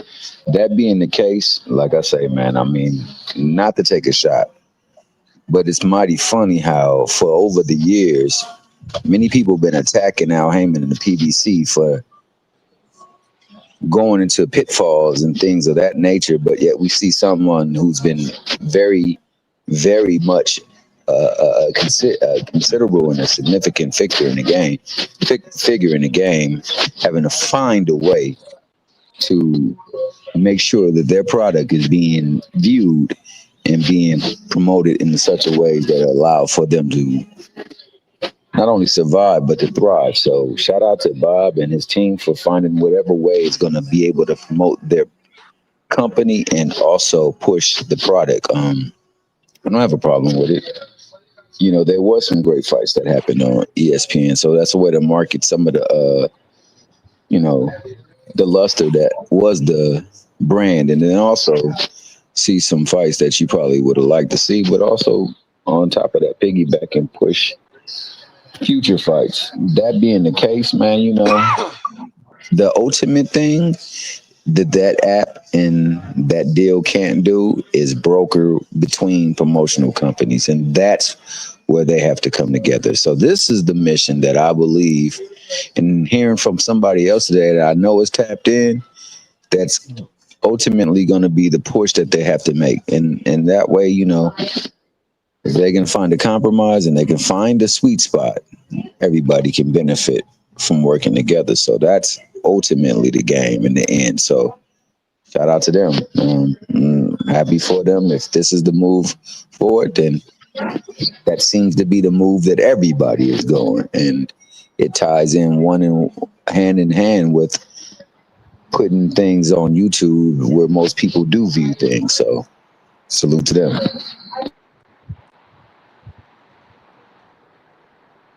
I can dig it. Yeah, I'm right there with you, TV. I think it's a good move. Outside of that, only other thing that I can think of to bring up and mention to you, T Hill, was the young brother Ja. He said he would love to see the Benavidez Crawford fight. He said he believes Crawford can beat Benavidez. What's your thoughts on that? Do you feel like Crawford can beat Benavidez? I think that there's a possibility that Crawford can win the fight. I'm not going to rule him out of the fight. I think his team that he has does a very good job of breaking down their opponent's strengths and weaknesses, and they can put together a plan that will be able to thwart his application of pressure, effective punching, and also manipulation of guard, and I guess what you would say occupation of focus, because he usually taps areas to open up another area. If he could do all of that, he might be able to put together a performance and a plan to best him. Do I believe it'll happen? I'm not too sure about that one. I favor Benavidez over him. Too young, too active, too much pressure. What's your thoughts on that fight, Free? No, if there was ever a time that you was going to bet against Bud Crawford, it will be that time. He fights David Benavidez. I don't see Bud Crawford having a chance. This will be the first time he has actually been in a ring with somebody with either a longer arm reach or the same length of arm reach as him. And Benavidez is a much bigger fighter. Benavidez has faster hands than Bud Crawford, and Benavidez throw way more punches than Bud Crawford. He's more active in the ring. He's going to keep coming at Bud Crawford. Like what Bud was doing with Canelo, I don't think he can do that with David Benavidez. You're talking about somebody who's bigger, longer, and more active in the ring. I don't think he do that with David Benavidez. So if there was ever a time to bet against Bud Crawford, if they make that fight, that would be the time to bet against Bud Crawford. Blue Hustle, you in the building? Yes, sir. Yeah, that's your boy. What's your thoughts? In my opinion, Bud beats him. He does. He counters him. He throws punches and bunches. He throws a lot of punches. It's like D Free says, and like we all know. And I think that Bud is just going, him and his team. He's got that three-headed dragon, and the team. They gonna sit there and pick apart Benavidez, just like they did his little brother. You know what I'm saying? Just like they did his brother. Well, big brother, that's what I meant to say. That's why I was getting ready to correct myself. I'll be saying that too. But anyways, just like they did his brother, gosh darn it. And yeah, I feel like it's gonna be a fight where he has to come back down. And just like I said before many times, David Benavidez was at one point in time. Nah, that's a David, 70. That's a 75 is the move. nah. Hey, You saying look, you look, saying 75? You yes, saying sir. 75? Nah, I'm Yeah, not. cause I don't. Crawford, I don't. cause Nah, he Crawford. don't need to do that. He don't need to do that. That's just my personal opinion. He doesn't need to prove himself and go up there like that. What he does is he has all the belts. He has something that David Benavidez would want to have if he was to go back down. He was, what better accomplishment instead of going and having to pick up all the rest of the Now, belts? You got all the belts right now. It's 168. And first n- of all, Bud ain't got to move up like that. He is the man. He basically has taken over the position of Canelo. So no, you got to come to 168. And that's what David Bennett. how would you No, do? Would you do 175? And cause think about it, he already said he couldn't make it, so we're not gonna weight drain him now because that ain't gonna look good for us. But let me throw this at you: would you do no. 175 Mhm. and a 15-pound rehydration so he can't weigh over 190 on fight day? Oh shit. That's because that's the Nah, 50 not doing that. million. I'm just saying No, you want 50. You Nah, want a big. You want a nah, big money no, fight. no, Hold on. no, no, y'all can't sit here and no. talk about some daggone rehydration clause and y'all beating up Nah, everybody Bud else ain't about the got no. rehydration Listen, clause. listen. Yeah, no, I'm gonna be a little no, bit. no, no, At no, no. 75, Bud ain't got no reason to be up at 75. Thank That's you. That's what I'm because he saying. can't It's even. it's pointless. He's only Nah, gonna be because able we to still. rehydrate naturally. He's only gonna be able to rehydrate naturally, maybe another 3 pounds, 4.5 pounds. So Come whatever on, AC. whatever Benavidez is gonna put on, and Bud himself said he laughed at it when they asked him. He was like, "Nah, that dude is just too big." And I Yeah. think he really meant it at that point. He's like, That's why. nah, That's I why I said what I said. said about Canelo, but Benny, that kid is just too big. That, No. that and that's why I said if there was ever a time to bet against Bud Crawford, it would be that Yeah. time. Yeah. I would bet I Yeah. would be with you, Free. I'd be betting against my boy Bud. Like, Bud, I don't know about this one, bro, because Hold on, you hold ain't on. got Are no you saying reason to betting be up against at him? 75, man. To lose, Blue, to lose. Nah, He would nah, need nah, another nah, year and a half to take Let nah. me over. bring the OG. Let me bring Crush Exactly. the Legend That's in. what I Hold was on. just going to say. He would have to hold on right quick. He would have to basically, no matter what, do the same thing he did for 168 for 175. I'm not Yeah, trying. He another ain't. year and a There's no. half, bro. That's not worth it. That's not worth it. That's too He gonna be much. 40, damn No, near 40 years no, old, going in there to fight no. a young David I'm the Benavidez. champion. I'm the champion. I'm the GOAT right now. You coming down to holler at me at 168 if you want the smoke. That's Right. what it I'm gonna is. tell you like this: David Benavidez, he only wants to go down to fight Canelo. He's not moving down to fight no Bud Crawford. If they want to make the Bud Crawford fight, they're gonna make it at 75. He's not moving Yeah, down to fight Bud. and he ain't got no business up there, bro. He gonna They have a ain't little go. pot That fight belly. ain't He gonna gonna happen look then. weird. He Hey, gonna look look, that weird fight as ain't hell gonna at one. happen. I guarantee that fight ain't gonna happen. That fight is Oh, not happening at I know it's not 175. gonna happen. I know Yeah, that. I know it's not gonna happen. Yeah, there's no way, no way. Bud would be crazy to go The up to dog do it 175 too. and fight That's Yeah, why the David dog Benavidez. just let loose. yeah. Go to 160. Go to 160. Get all four belts down there. Do it in 2 to 3 moves. You know what I'm saying? To the two, I would say 2 moves if you possibly can. 2 to 3 moves. 2 to 3 fights, and then get up. Then sell off into the sunset. Yeah, he would be crazy to go to 175 and fight David Benavidez. So now you just actually now. I mean, I understand daring to be great, but now you're daring to be great and take a loss. You know what I'm he just saying? Like daring to I be don't. crazy. That's what it Yeah. was, bro. Now you just what you're doing is you just daring to satisfy everybody's needs. Now you satisfying everybody's needs, and you don't have to do that no more. You don't have to do that no more. You just looking out for everybody else on that. Hey, I'm picking up food, and we working. We still on the road with it. Crush, how you feeling, Crush? What's good? My guy, Suicide. Crush. It's a suicide. Don't do that bullshit. Y'all heard that old song, Suicide? He went to 175 and committed freaking suicide. I don't care with all his splendor and all that. That's where the ride stops at 170. Hold Just on. don't do the thing. Nah. He's not invincible. God damn it. It's a suicide. I love how it sounds. I love to see how that shit would happen. It's a suicide. It's a suicide. Nah, I wouldn't want to see that. Go 160 or go down to 154, but you stay away from that 175, man. I don't give a damn. He out here got a sword. He doing samurai shit and all that. That shit don't mean nothing. At some point, you will get your ass handed to you in any style of combat. So calm down. 175. Nah. It ain't gonna happen. But I raise a question and I'll pass. Before he actually retire, will he actually fight someone in a prime that's at their fucking best?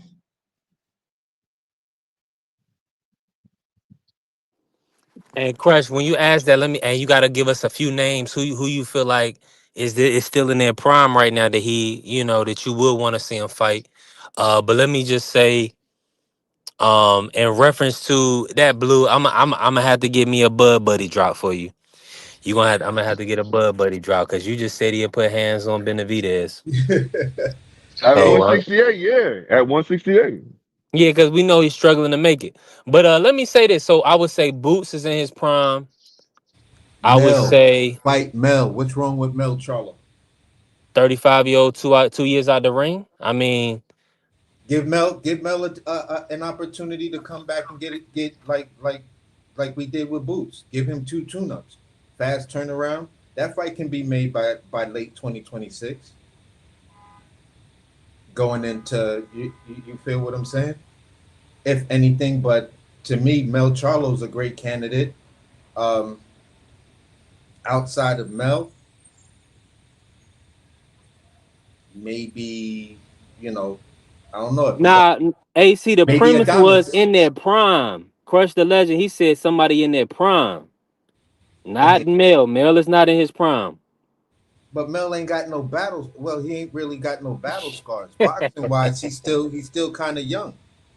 Boxing wise, he's probably still in his prime. But listen, a lot of people, I mean, I gotta rewatch it, but Castano put a lot of battle scars on his ass in that first fight. He probably got robbed in that first fight.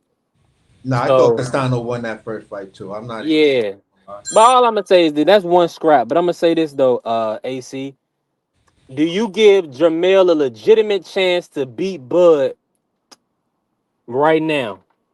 What was it? Would you say it's 60-40, 50-50? What would you say the percentage is in your opinion? No, it's less than 50-50. 80-20. Right. So now the question really comes down to, is Bud gonna fight Boots before he retires? That's what I want to know from y'all. Does he fight Boots? No.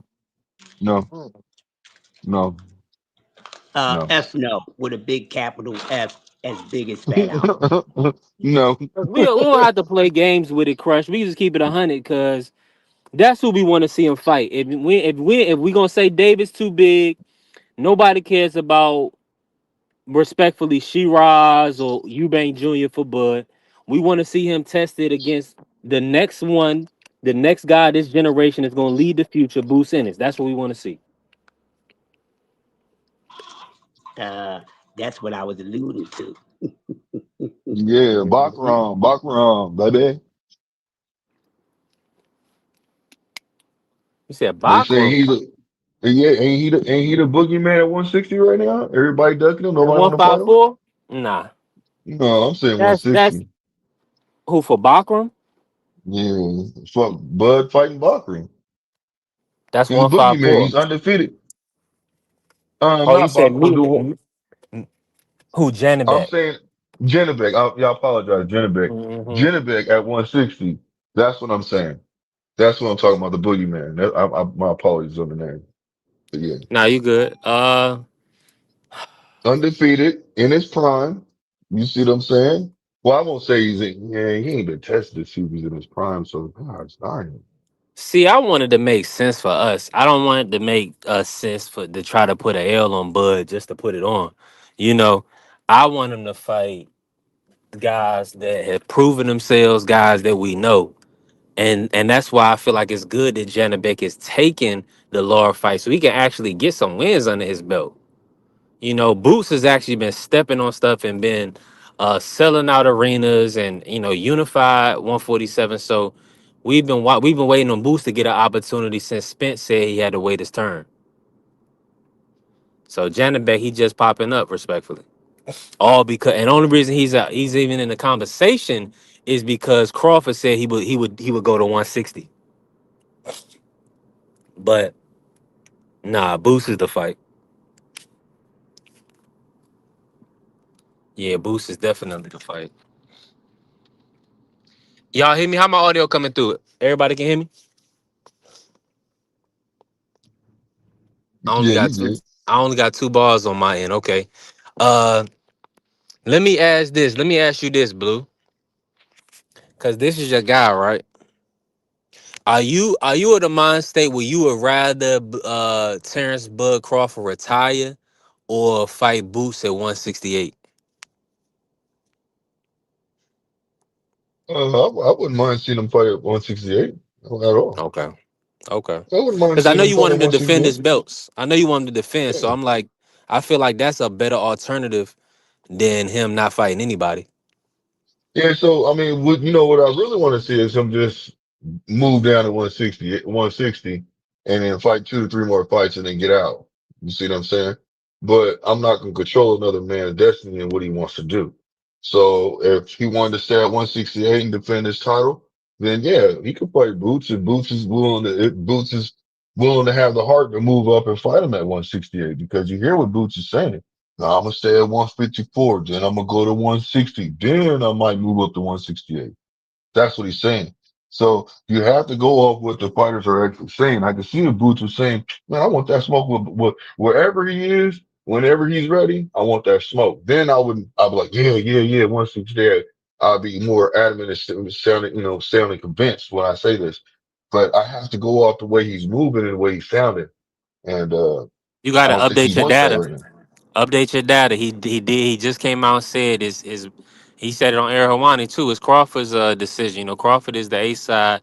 He decide who he gonna fight.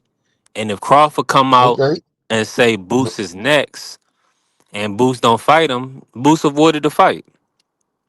Because Correct. obviously, he's gonna make sure the business is right and they gonna and everything is gonna make sense for Boots. It's gonna make sense for Bud. But that's that's what it come down to. Bud is gonna have to come out and say he want Boots. It's simple as that. He's the A side. He makes the decisions now. He's in the driver's seat. Correct. But just like you know how Bud is, Bud wants you to say his name for real if you want that smoke with him. If you're a fighter that wants that smoke with Bud, you're gonna have to move up to 168 and you're gonna have to call him out. Nah, Bud, I want to fight you. I want to beat you over. You know what I'm saying? Behind, you know what I'm saying? I'm gonna knock you out. He loves when fighters talk like that. What did he tell Boots? He told him, if you really want to fight, man, and everybody around him from his camp would tell you, say the same thing. If you want to fight to fight Bud, you know what to do. Talk stuff to him. And he gonna answer the call. That's everybody knows that though. Okay. We gonna see, man. I don't know. Is this believable to you? Crush already said he don't believe he gonna fight him. Mm-mm. I don't know. I don't think he wanna fight Boots. I'm gonna be honest with you. No, I don't. It's not about. I don't think it's not he don't want to see Bud to fight Boots. He's not scared of Boots. Just like I don't think that Boots is scared, in my Do opinion, you to a feel like certain that's a extent. different night at the office? Is that a different night at the office? Yes or no? Because you No, acting, yeah. no, Oh, so it's no. just routine? Yes, Wow. Okay. yes. Okay. Bud is not, in my opinion, he's not going to struggle with Boots. I think he can even knock Boots out, if you want my opinion. Oh.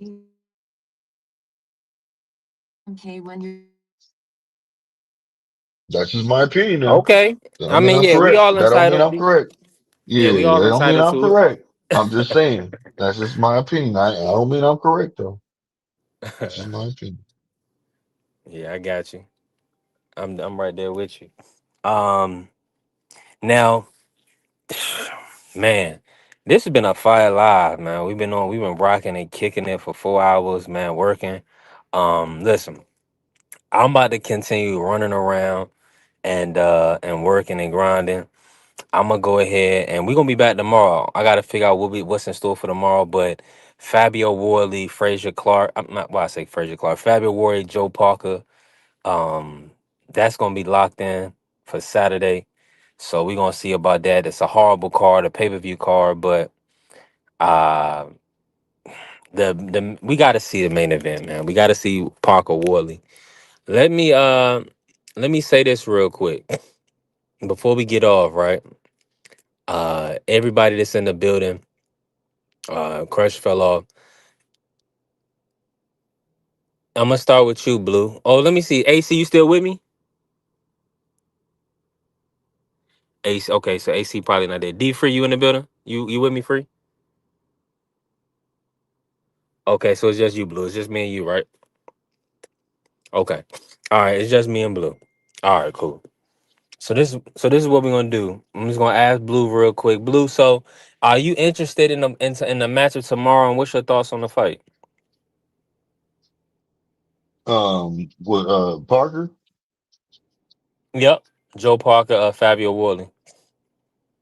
I got Parker winning. It's just I just enjoy, I guess enjoy watching fights, man. If you're a boxing fan, just enjoy to watch fights. But I ain't paying for it. I think that's what you really trying to get to. Nah, I'm with you. I'm not gonna pay for it. But I mean, to watch the fights just because fights are on, that's what I would do. Mm-hmm. I'm gonna be honest. I'm just gonna be honest. Nah, I'm with you Yeah. 1,000%. And let me just say this real quick, man. Shout out to everybody that pulled up today, that came through, that smashed the like button, and followed the channel. B3 Picks TV, we definitely working. Shout out to the Sports Talk Network, the People's Network. Hey, we're gonna be back, man. We're gonna definitely be back. I'm gonna run the video one more time because it's so fire. I don't know how many more lives I'm gonna be able to run it because the music is copyrighted. So or the sound, the sound is kind of like copyrighted because it's fire. But let me run it back again. And hey, shout out to the people, man. Let's just check out the highlights. And listen, we support in the event Devin Haney, Brian Norman Jr., Abdullah Mason, David Benavidez, Anthony Yard, Sam Noakes, Bam Rodriguez, the whole crew, man.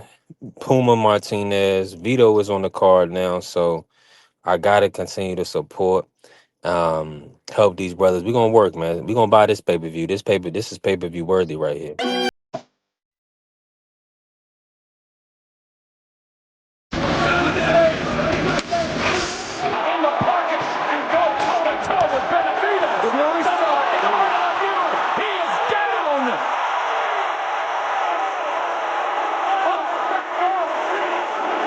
Oh, great, bud. Walk up just a little bit. Start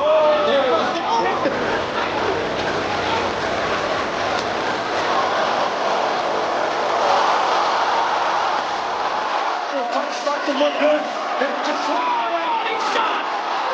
to the corner like that. When he's going to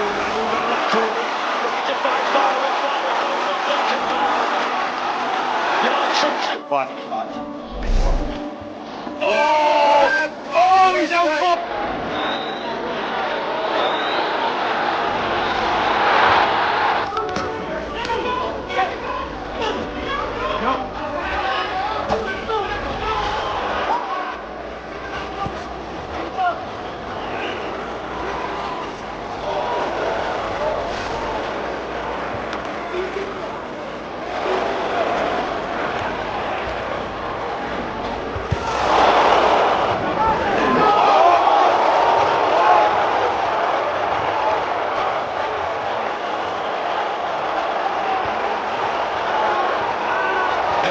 I mean, this is a real tough fight with Sam Noakes. I think he's boxing very smartly indeed.